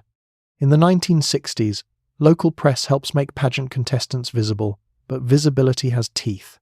Once printed, your image belongs partly to readers, neighbours, classmates, church friends, employers, and strangers who feel qualified to offer remarks on your smile, figure, dress, and chances. The photographer may ask you to stand near a piano, beside a trophy, under a tree, in front of your sponsor's business, or next to something symbolic enough to make the caption easy. You turn slightly. You hold flowers. You lower your chin. You lift your chin. You smile again. The flash fires, leaving a small white burst behind your eyes, and the unnerving knowledge that this fraction of a second may become the version of you everyone discusses. Newspaper photographs in local pageant culture are practical publicity, but they also perform a public sorting. They introduce contestants as types: the talented student, the hometown beauty, the singer, the pianist, the future teacher, the nursing student, the girl with community spirit, the wholesome daughter of Mr. and Mrs. So-and-so. The caption seems friendly. It is also very busy reducing you into useful pieces: height, age, measurements in some contexts, talent, school, sponsor, and ambition can all be arranged beneath the photograph as if the community is being invited to inspect a product with excellent manners. Local journalism in this period often treats pageants as civic news, entertainment, and human interest. The tone is usually cheerful, but the cheer carries assumptions. A young woman's looks may be described more freely than her ideas. Her ambition may be polished into something agreeable.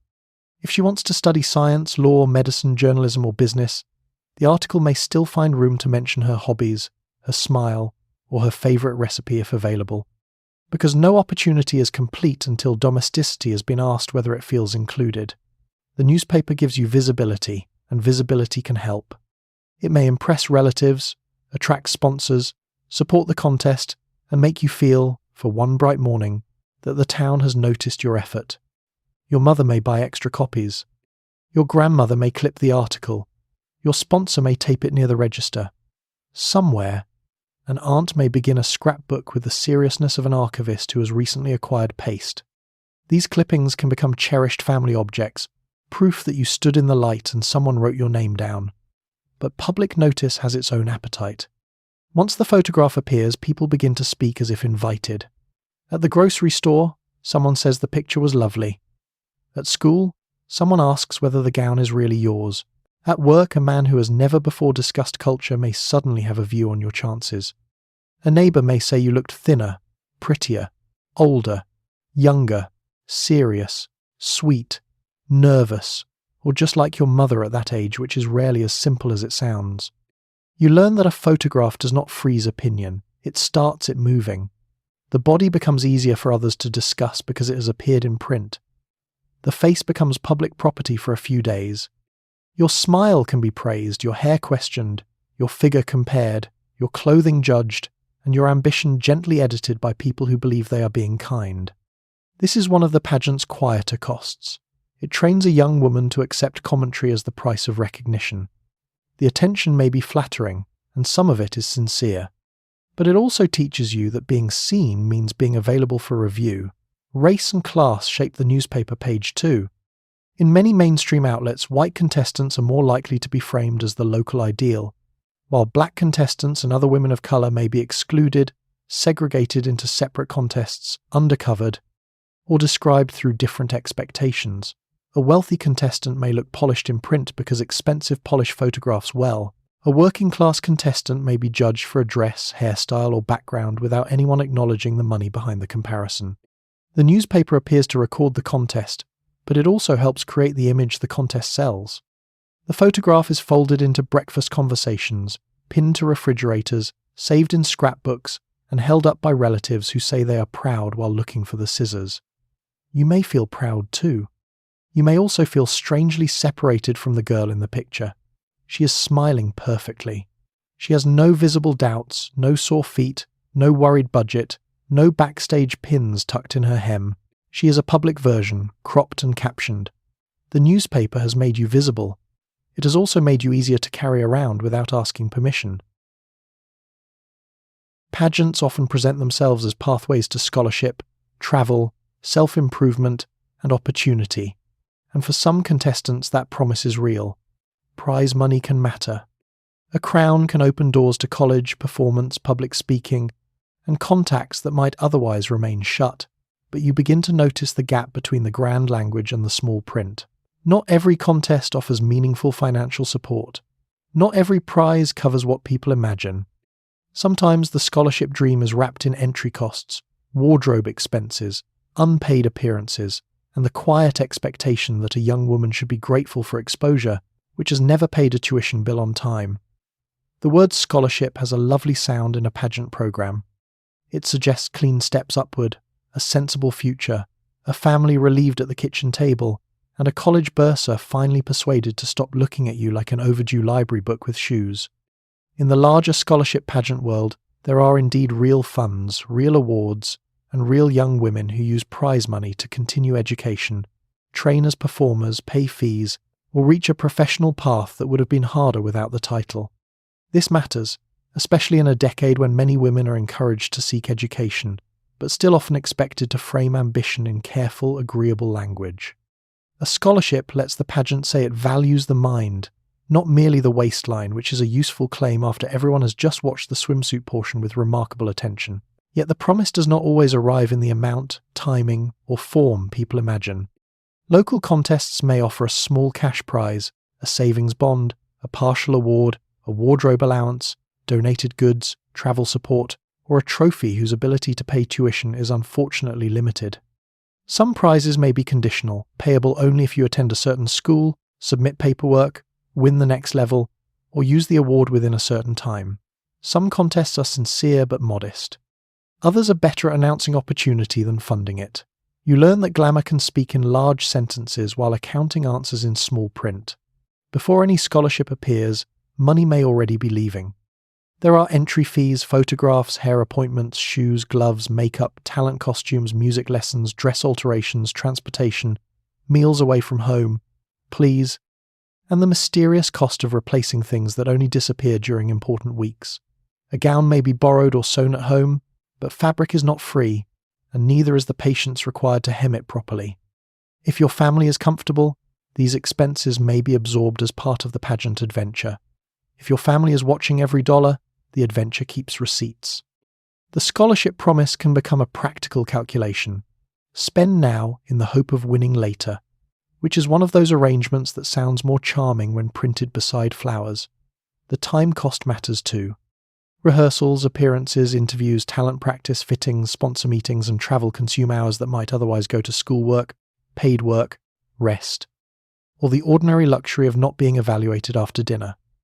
If you are a student, pageant preparation competes with assignments. If you work, it competes with wages. If you help at home, it competes with family labour. The pageant may call this experience.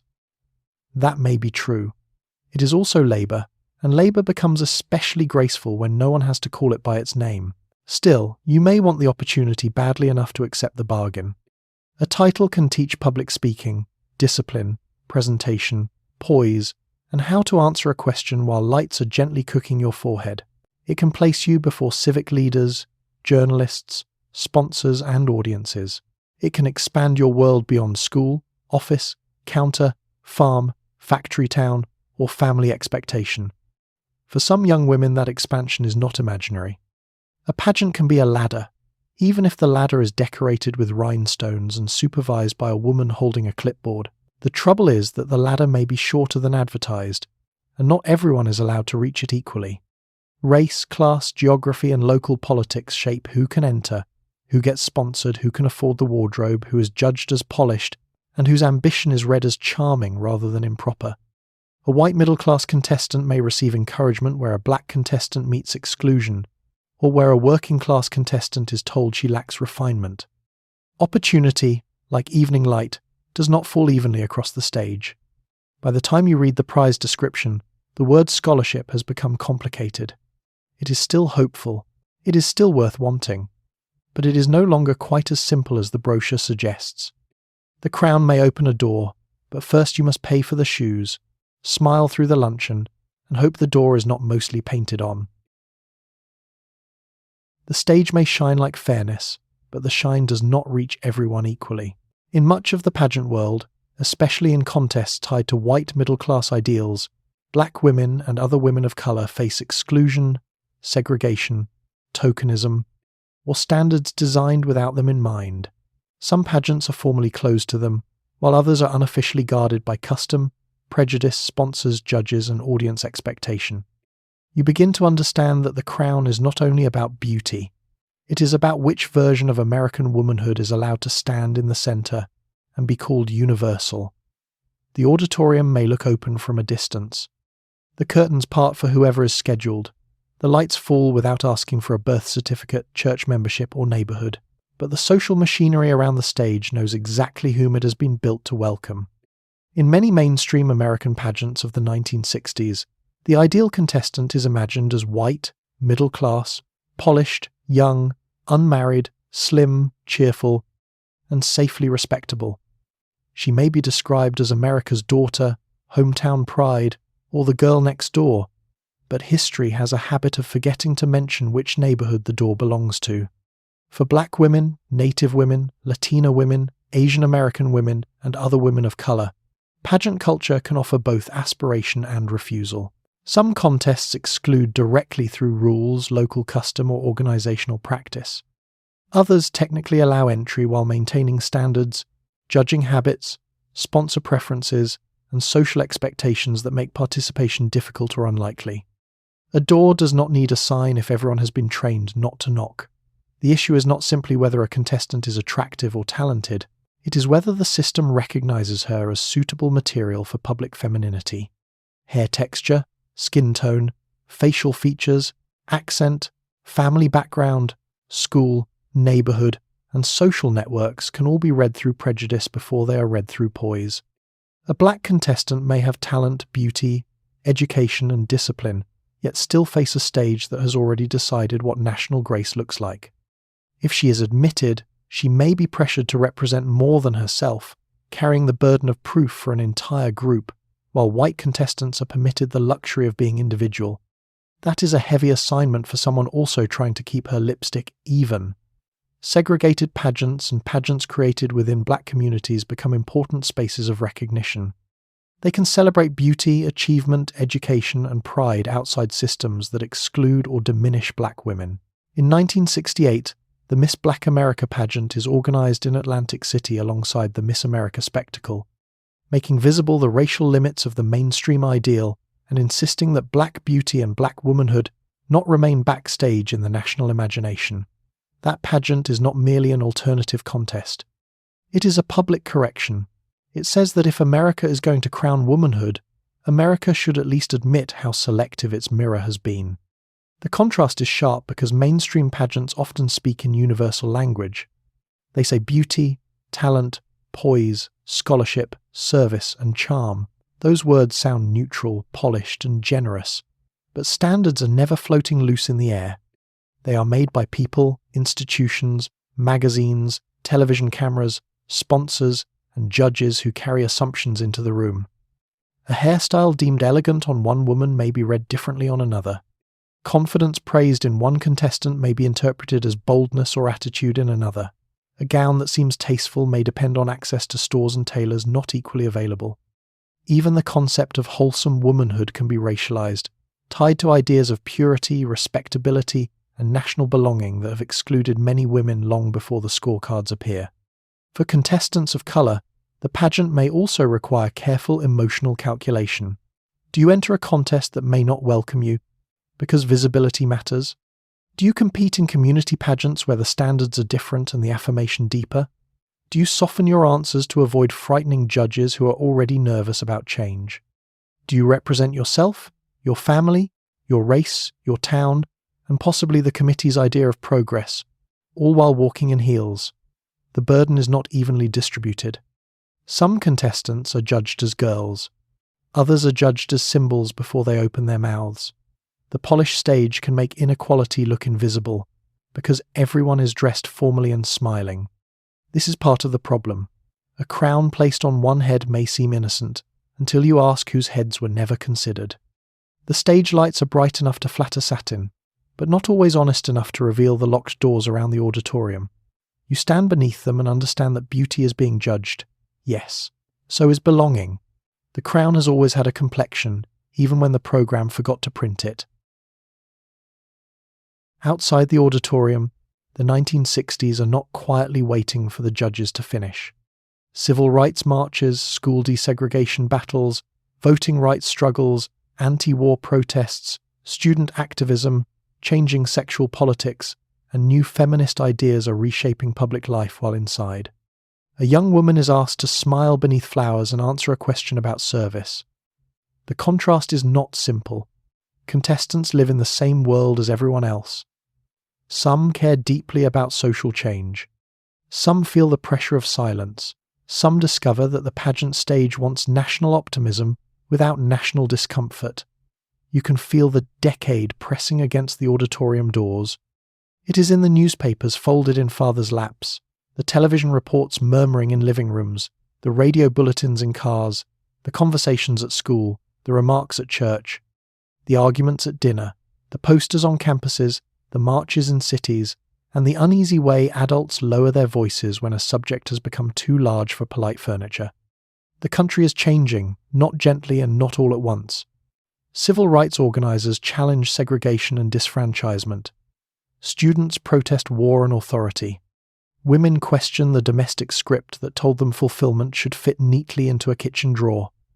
Young people test clothing, music, language, and manners.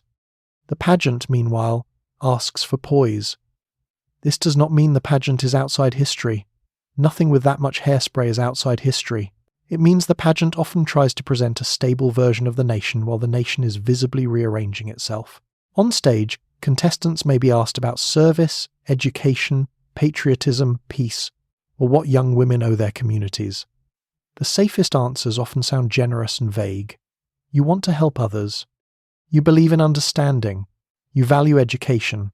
You hope for peace. These answers may be sincere, but they avoid the sharper question of why peace, understanding, and education are necessary in the first place. The pageant stage prefers ideals after they have been ironed.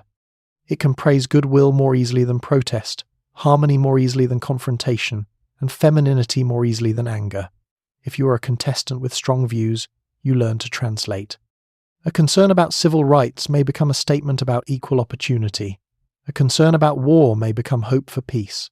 A frustration with women's limited choices may become belief in education for every girl. Translation is not cowardice. Sometimes it is survival in formal wear. The room has rules, and the microphone is not neutral. Race makes the contrast especially plain.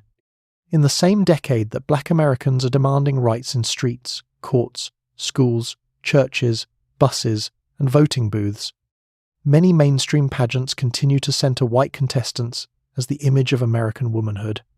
A contestant may speak about national unity, while the contest itself reflects exclusion. The contradiction does not need to shout. It sits quietly in the seating chart.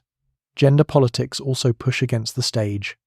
By the late 1960s, more women are questioning beauty standards, workplace discrimination, marriage expectations, reproductive control, sexual double standards, and the assumption that female value must be pleasant, decorative, and serviceable. Pageants do not create all these pressures, but they display them with uncommon neatness. A contestant is expected to be educated but not intimidating, ambitious but service-minded, modern but respectable, attractive but morally guarded, visible but controlled. The crown becomes a small, bright summary of a much larger argument. The pageant also offers real opportunities that complicate the criticism. Some young women use titles to travel, study, perform, speak publicly, and gain confidence. Some contestants are not passive symbols. They are strategic, talented, hard-working women using the available path because other paths are narrower. It is too simple to say the pageant only oppresses, just as it is too simple to say it only empowers. History rarely offers furniture that comfortable. You may stand backstage, hearing applause through the curtain, while the larger world hums beyond the walls. Outside, people are marching, organizing, arguing, risking jobs, reputations, and safety. Inside, someone is fixing your sash so it lies straight across your dress. Both scenes belong to the same country. One asks for change. The other asks whether your smile can hold steady while change waits outside with a sign. By the end of the evening, the audience may leave feeling reassured. The winner waves. The flowers shine. The orchestra plays. But the decade has not vanished. It has merely agreed to wait in the parking lot, where it will continue being inconvenient after the crown is placed. Not every contestant floats into pageant week from a life of leisure, soft carpets, and patient seamstresses. Many are students, clerks, teachers in training, salesgirls, performers, or daughters in households where money must be watched carefully. You may practice talent after work, adjust your gown after class, borrow jewellery, save for shoes, and learn that glamour is often assembled in narrow hours by people who are already tired. Pageant culture likes to present the finished shine. It rarely lingers on the bus fare, the needlework, the late rehearsal, or the feet soaking in a bathroom basin afterward. Your day may begin long before the stage lights warm. You attend classes, type invoices, sell dresses, answer phones, help at home, babysit siblings, wait tables, or ride a bus across town with a garment bag folded over your knees like a fragile diplomatic pouch. If you are in college, assignments do not pause because you have a fitting. If you work in a shop, the customer who cannot decide between two blouses does not care that you need to rehearse a vocal solo by 7.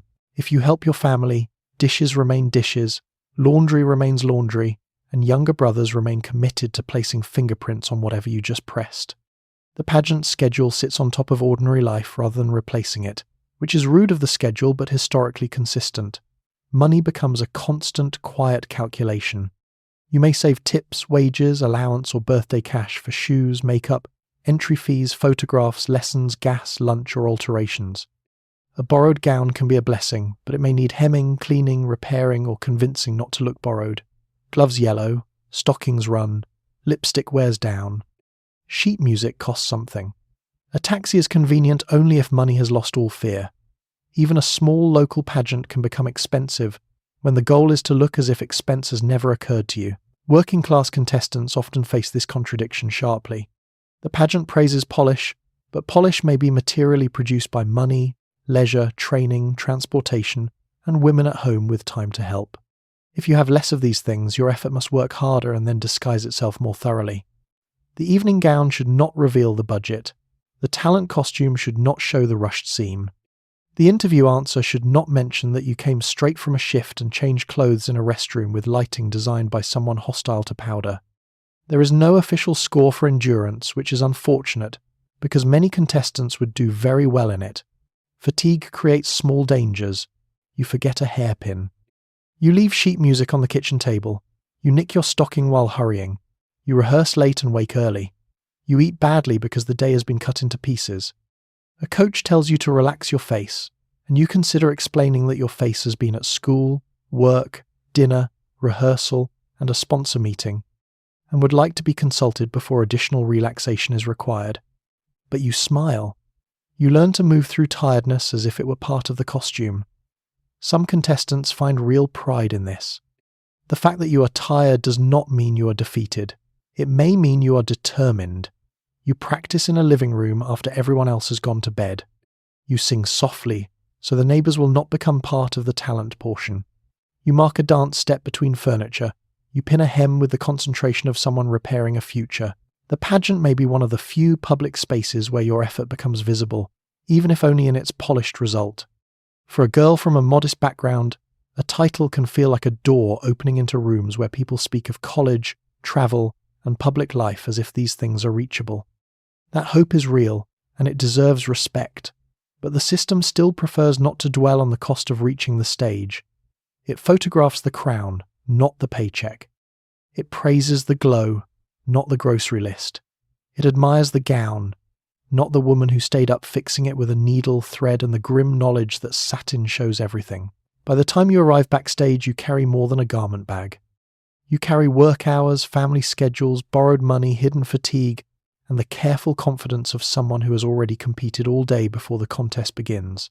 The audience will later say you look effortless. This is how history compliments women while misplacing the receipt. Rehearsal turns the stage into a polite factory of corrections. You walk again, turn again, sing again, smile again, enter from the wrong side, adjust your timing, hold your shoulders differently, lower your chin, raise your voice, pause after the applause cue, and learn that grace improves when repeated until the body complains. The auditorium smells of hot bulbs, old curtains, dust, hairspray, and floor wax. The director wants speed, the contestants want clarity. The pianist wants everyone to know where measure 12 begins. Perfection is expected to look relaxed, which is rude of perfection. You begin in ordinary clothes, or perhaps in practice heels and a skirt that allows movement, standing in a line with other contestants while someone on stage or in the front row explains the traffic pattern. Enter from stage left, cross to the mark, pause, turn, smile, move downstage. Do not block the next contestant. Do not step too close to the edge. Do not look at the floor, even though the floor contains the tape mark and the tape mark contains your survival. The instructions are simple until they must be followed with music, lights, nerves, and 20 other young women trying to remember whether they turn before or after the host says their hometown. Rehearsal is where the pageant becomes less like a dream and more like logistics wearing lipstick. The glamorous production depends on counting, spacing, cues, and a surprising amount of waiting. You wait in a line. You wait near the curtain. You wait while someone fixes the microphone. You wait while the talent order is changed because the piano must be moved, or because the baton routine needs more space, or because the dancer cannot follow the singer without causing scenery to reconsider its placement. Then suddenly you are expected to move immediately, gracefully, and as if you have not been standing for 15 minutes with one foot asleep. The director may be patient, brisk, theatrical, or possessed by the belief that repetition can solve all earthly trouble. Often, it can solve stage trouble. The walk improves, the timing settles. The contestants learn the order. The lighting crew discovers where faces vanish. The pianist finds the tempos. The host practices names, and everyone silently prays he has written them correctly. Talent rehearsal adds its own complications. A song that felt strong in the living room may sound thin in an auditorium. A dance step may travel farther than expected. A dramatic reading may need slower pacing because sound behaves differently in a hall than it does beside your mother's sofa. Baton twirling, acrobatics, or dance routines require space and safety. Musical accompaniment must match your breathing, which is difficult when your breathing has noticed the judge's table. The rehearsal teaches you not only performance but recovery. If the record skips, you keep going. If the microphone crackles, you smile through it. If your turn begins too soon, you adapt. If your hem catches, you free it without making the audience feel it has witnessed fabric misconduct. This is where poise becomes practical, not merely decorative. It means continuing when small disasters arrive in formal clothes. Your body learns the pageant before your mind trusts it. The feet remember the path. The hand remembers where to hold the skirt. The chin remembers the angle that catches light without suggesting arrogance. The smile learns when to appear. The shoulders learn how not to creep upward toward the ears. By the third or fourth run-through, you are no longer simply a contestant. You are a moving part in a stage machine designed to produce ease. The machine is fragile. A missed cue can disturb the line. A slow exit can trap the next entrant. A forgotten prop can delay the talent portion. A nervous contestant can start walking too early and create a traffic pattern that resembles diplomacy after a misunderstanding. Everyone adjusts. Everyone repeats. Everyone pretends patience is still in stock. Backstage, rehearsal creates strange camaraderie. You exchange warnings about slick floorboards, bright spots, difficult curtains, and the place where the cable lies like a sleeping snake. You share water, pins, and small looks of recognition when a correction has been delivered for the 5th time. Competition remains, but so does mutual survival. No one understands the cruelty of Measure 12 like the people waiting through it with you. At last, the director calls one more run, which is a phrase pageant people use when they mean several more runs unless morale collapses. You straighten, smile, walk, pause, turn, and return to your place. The stage begins to look smooth. The audience will later call it natural. The floor tape knows that natural has been rehearsed until everyone's back hurts. Backstage is where the pageant's calm public surface reveals its true ingredients. Garment racks, safety pins, lipstick, cold coffee, tissue paper, powder, curling irons, shoes, stockings, mirrors, roses, score rumors, and young women trying not to step on one another's hems. Everyone is polite, but the air has nerves in it. Someone cannot find an earring. Someone's zipper sticks. Someone's mother is whispering with the force of a small weather system. From the audience, the pageant looks smooth. Behind the curtain, smoothness is being stapled together by women breathing carefully. The room may be a school dressing room, a theatre corridor, a hotel ballroom side chamber, or a borrowed community hall space, where the walls have heard every kind of nervous instruction. It smells of hairspray, face powder, warm bulbs, old curtains, roses, cigarette smoke drifting from somewhere it should not be, and the faint metallic note of costume jewellery being fastened by fingers that have become slightly damp. The floor is crowded with garment bags, shoeboxes, music folders, purses, tissues, rolled stockings, and flowers waiting in buckets like decorative witnesses. Mirrors are shared in a diplomatic system nobody officially organised. One girl leans forward to fix eyeliner, while another reaches behind her for a comb. Someone's mother says, "Just one more pin," which is a sentence that can last 12 minutes. Someone else is trying to steam a wrinkle out of a gown without access to steam, which is how history develops faith in bathroom humidity. Backstage time behaves differently from ordinary time. 5 minutes can feel enormous when you are waiting to go on, and 20 minutes can vanish while you are looking for a missing glove. A volunteer appears with a clipboard and announces that everyone should be ready, as if readiness were not currently spread across 3 chairs and a powder puff. The host's voice leaks through the curtain, cheerful and distant. The audience laughs at something you cannot hear clearly. Applause rises, then drops. Every sound becomes information. Was that the talent portion? Has the order changed? Did the previous contestant do well? Is the pianist rushing? Has someone heard who the judges liked? Rumours move quickly in dressing rooms because they do not have to pass through a microphone.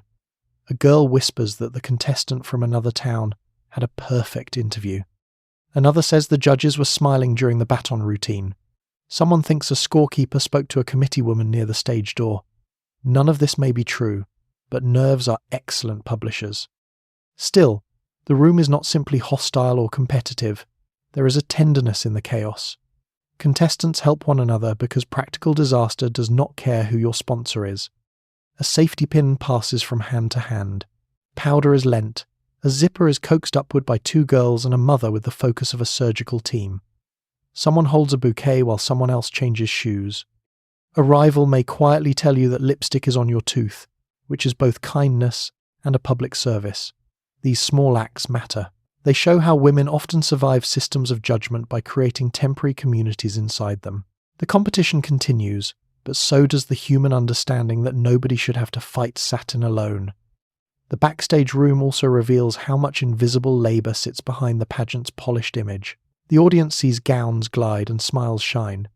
It does not see the bobby pins digging into scalps, the underarms damp with nerves, the mother kneeling to adjust a hem, The volunteer counting contestants, the chaperone blocking a doorway, the girl quietly crying in the washroom and returning with fresh powder as if tears were merely a rehearsal delay. There is real pressure here, but not the kind that explodes. It simmers politely. It is contained in lowered voices, careful breathing, and the fragile silence before a name is called. You learn to manage your own panic like another accessory. You check the gown, you check the shoes, you check the sash, you check your face in the mirror and discover that your face is trying to look calm while your stomach has formed a committee of protest. Then the volunteer calls your group. The room changes at once. The chatter drops. Flowers are lifted, skirts are gathered, smiles return to their official positions. You step toward the curtain with pins holding, heels steady, and the strange knowledge that the audience will never understand how many people it took to make you appear alone.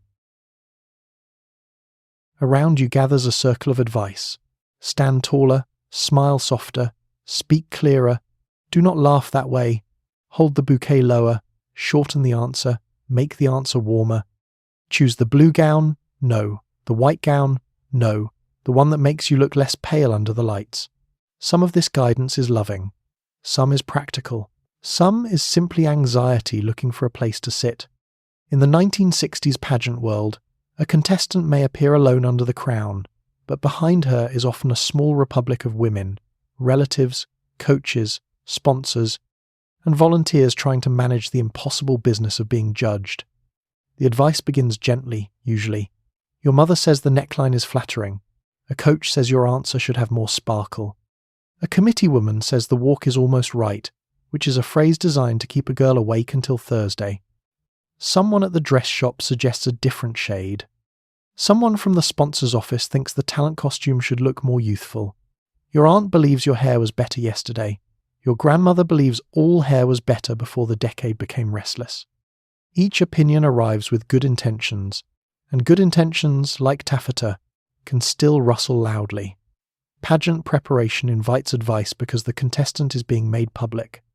Everyone knows that public judgment is coming, so everyone tries to prejudge you kindly before strangers do it numerically. This can be useful. A good coach can help you speak clearly, pace an answer, walk safely, choose a flattering gown, manage nerves, and understand the structure of the event. A former contestant may know where mistakes happen, how judges watch, which details matter, and how to survive a long rehearsal without letting your smile turn into a legal document. A mother may notice things no one else sees because she has been watching you since before you had posture, but advice can also become a soft enclosure. Every correction reminds you that your body, voice, laugh, appetite, walk, and future are open for improvement by committee. The pageant mother is a complicated figure, especially in popular imagination. She can be caricatured as pushy, ambitious, vain, or overbearing, but that picture is often too easy. Many mothers are proud, worried, generous, exhausted, and trying to help daughters navigate a world where beauty, respectability, education, and marriage all seem tangled together. They may see pageants as opportunity, social advancement, scholarship, discipline, or a way to make a talented daughter visible. They may also carry their own memories of chances missed, rules obeyed, and rooms they were never invited into. Sometimes a mother pushes because she wants too much through you. Sometimes she pushes because she knows the world will push harder and less lovingly. Either way, you feel it. The coach brings another kind of pressure. She may teach the pageant language of poised selfhood. Keep your answer brief. Bring it back to service. Smile before speaking. Never sound uncertain, never sound too sure. She understands that a contestant must appear spontaneous after repeated practice. She teaches the paradox with a straight face because somebody has to. You learn where to place your hands, when to breathe, how to turn the head toward the judges, how to make a serious answer sound hopeful, and how to let the room believe you have never rehearsed being natural. Volunteers and committee members add layers of local authority. One knows the schedule, one knows the sponsor, one knows the judge's wife. One knows the photographer and therefore considers herself essential to your future. They are often hard-working women who keep the event functioning, and without them the pageant would collapse into loose programs and missing bouquets. But they also enforce the standards. They tell you what is acceptable, what looks right, what sounds proper, what will photograph well, and what might make people talk. In a world where reputation is part of the prize, their corrections are not small. They are little border fences around acceptable femininity. You may appreciate the help and resent it in the same breath. That is one of the quiet truths of growing up under public expectations. The advice is often accurate. It can also make you feel less like a person than a project being improved for display.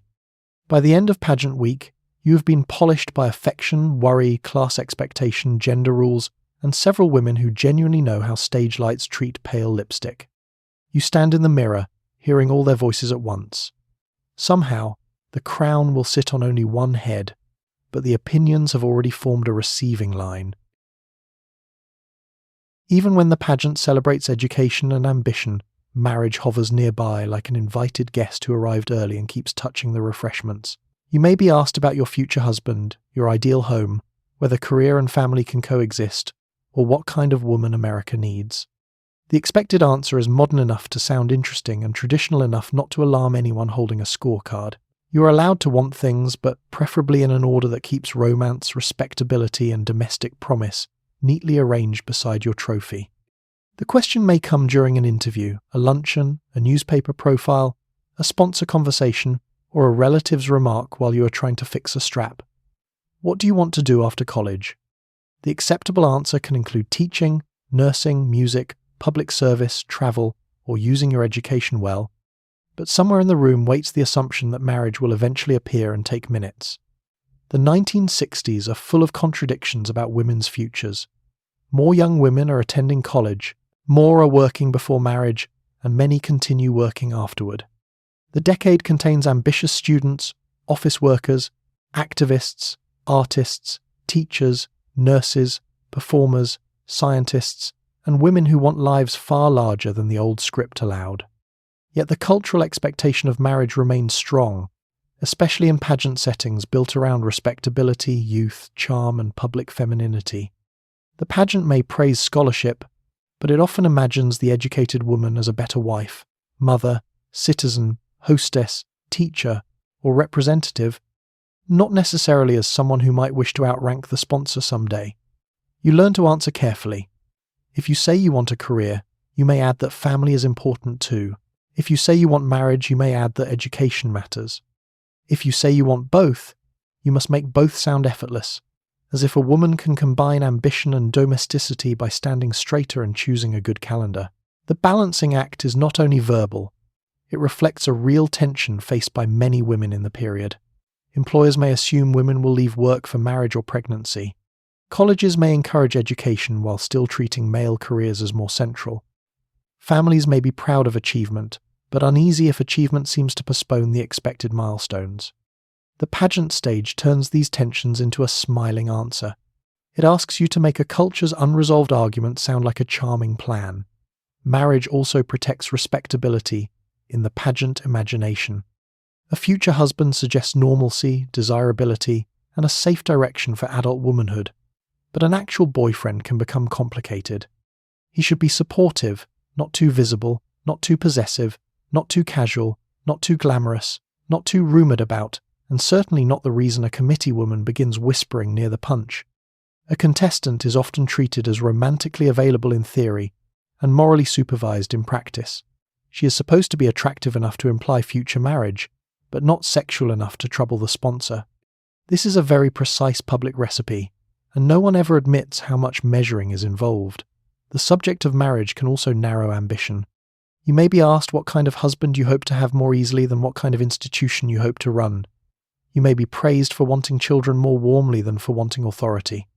You may be admired for intelligence as long as intelligence looks useful to others. In pageant language, ambition often becomes service because service sounds feminine, generous, and non-threatening. A desire for law school can be softened into wanting to help people. A desire to perform can be softened into sharing music with the community. A desire to travel can be softened into representing your state proudly. These softenings are not always false. They are translations made for rooms that prefer velvet over steel. Race and class shape the marriage question too. White middle-class contestants may be imagined as future wives in a household ideal that has been heavily advertised. Black women and working-class women may face different expectations, often already assumed to work while also being judged against ideals of femininity that exclude them. Some contestants need paid work, scholarship money, or public opportunity, not as decoration but as necessity. The pageant's romantic script may not fit their lives, yet the stage still expects them to smile inside it. You stand at the microphone and speak about education, family, service, and the future. The audience hears balance, the judges hear poise. You hear the careful placement of every word around a question much larger than the contest. Can a young woman want a life of her own without making the room feel abandoned? The answer must be brief. The marriage question, unfortunately, plans to stay longer. Winning does not free you from performance. It gives performance a calendar. Once crowned, you represent the town, state, sponsor, festival, scholarship program, or pageant organization at breakfasts, parades, charity events, interviews, ribbon cuttings, school visits, and luncheons where chicken salad appears with ceremonial confidence. Your name is now attached to public behavior. Your clothes, posture, speech, companions, and even tiredness may be treated as reflections on something larger than yourself. The crown sparkles, but it also functions as a small, portable office. The first moments after winning may feel unreal. There are flowers in your arms, a sash across your dress, a crown being settled into your hair, applause moving through the room, and someone guiding you with the gentle urgency of people who need the photographer before the mayor leaves. Your cheeks hurt from smiling, but the smile must continue because the winning photograph is already becoming family history. You are kissed, congratulated, turned toward cameras, introduced to committee members and told how proud everyone is. It is lovely. It is overwhelming. It is also the beginning of work. The title comes with appearances, and appearances require preparation. You may attend civic breakfasts where you sit beside older men who discuss community progress over eggs. You may visit hospitals, fairs, schools, shopping centres, parades, service clubs, sponsor events, and local ceremonies where your role is to be gracious, visible, and not confused by the schedule. You may be asked to give a short speech, present a ribbon, pose with children, hold flowers, thank a committee, support a charity, or stand beside a product, animal, vehicle, or local industry that has temporarily borrowed your glow. A title makes you useful. It also makes you available. The public representative role can be exciting. You meet people, travel to places you may not otherwise visit, gain confidence, practice speaking, and feel the strange thrill of being recognized. For some winners, the pageant year is genuinely formative. It offers polish, networks, scholarship opportunities, performance experience, and a broader sense of the world. The crown can bring pride not only to you but to your family and community, yet the same role demands constant self-management. You are now expected to be on display without looking as though display is labour. A tired queen can disappoint people, a blunt answer can become a story, a late arrival can look ungrateful, a bad photograph can travel farther than a good explanation. The crown does not simply sit on your head. It listens. Wardrobe becomes part of the job. You need appropriate dresses, gloves, shoes, coats, accessories, and sometimes a careful compromise between youthful style and public respectability. You cannot appear too plain because the title requires glamour. You cannot appear too glamorous because the title requires wholesomeness. You cannot appear too modern because some committees are emotionally attached to the year before last. You cannot appear too old-fashioned because the newspaper wants fresh sparkle. Every outfit is a sentence about the organisation, and clothing has never enjoyed grammar this much. Your behaviour is monitored too. Dating, friendships, public remarks, smoking, drinking, political opinions, and even visible fatigue may be judged more sharply after the crown. The title frames you as an ideal, and ideals are rarely permitted a day off. You may have to decline invitations, avoid certain places, and remember that someone with an opinion may see you in the drugstore. Chaperones, sponsors, and pageant officials may advise you, remind you, correct you, and schedule you. They may be kind, but kindness with a calendar is still a calendar. Race and class continue to shape the representative role. A queen from a privileged background may find public appearances easier to manage because she already owns the right wardrobe, knows the right manners, and has access to transportation and support. A winner from a modest background may carry the title while still working, studying, helping at home, and stretching money. Black title holders in segregated or community pageants may carry additional meaning, representing pride and possibility in a culture that has denied mainstream recognition. Representation can be joyful, but it is never weightless. By the end of the first long day, the crown may have left a small ache in your scalp. The flowers are drooping, your shoes are by the bed. The schedule for tomorrow waits nearby with cheerful menace. You have won the contest, and somehow the contest has followed you home with appointments. And now you can let the stage lights dim. You have spent this quiet stretch among sashes, scorecards, teased hair, powdery mirrors, crowded dressing rooms, polite judges, careful mothers, borrowed gowns, swimsuit lineups, scholarship promises, newspaper clippings, civic luncheons, parades, protests, and crowns that were never quite as light as they looked. You have seen how the beauty pageant world of the 1960s could offer real opportunity while also demanding obedience. Thinness, charm, whiteness in the mainstream ideal, moral polish, public gratitude, and a smile steady enough to make discomfort look decorative. It was a strange world, sometimes glamorous, sometimes absurd, sometimes genuinely hopeful, and sometimes quietly cruel in ways that arrived wearing gloves.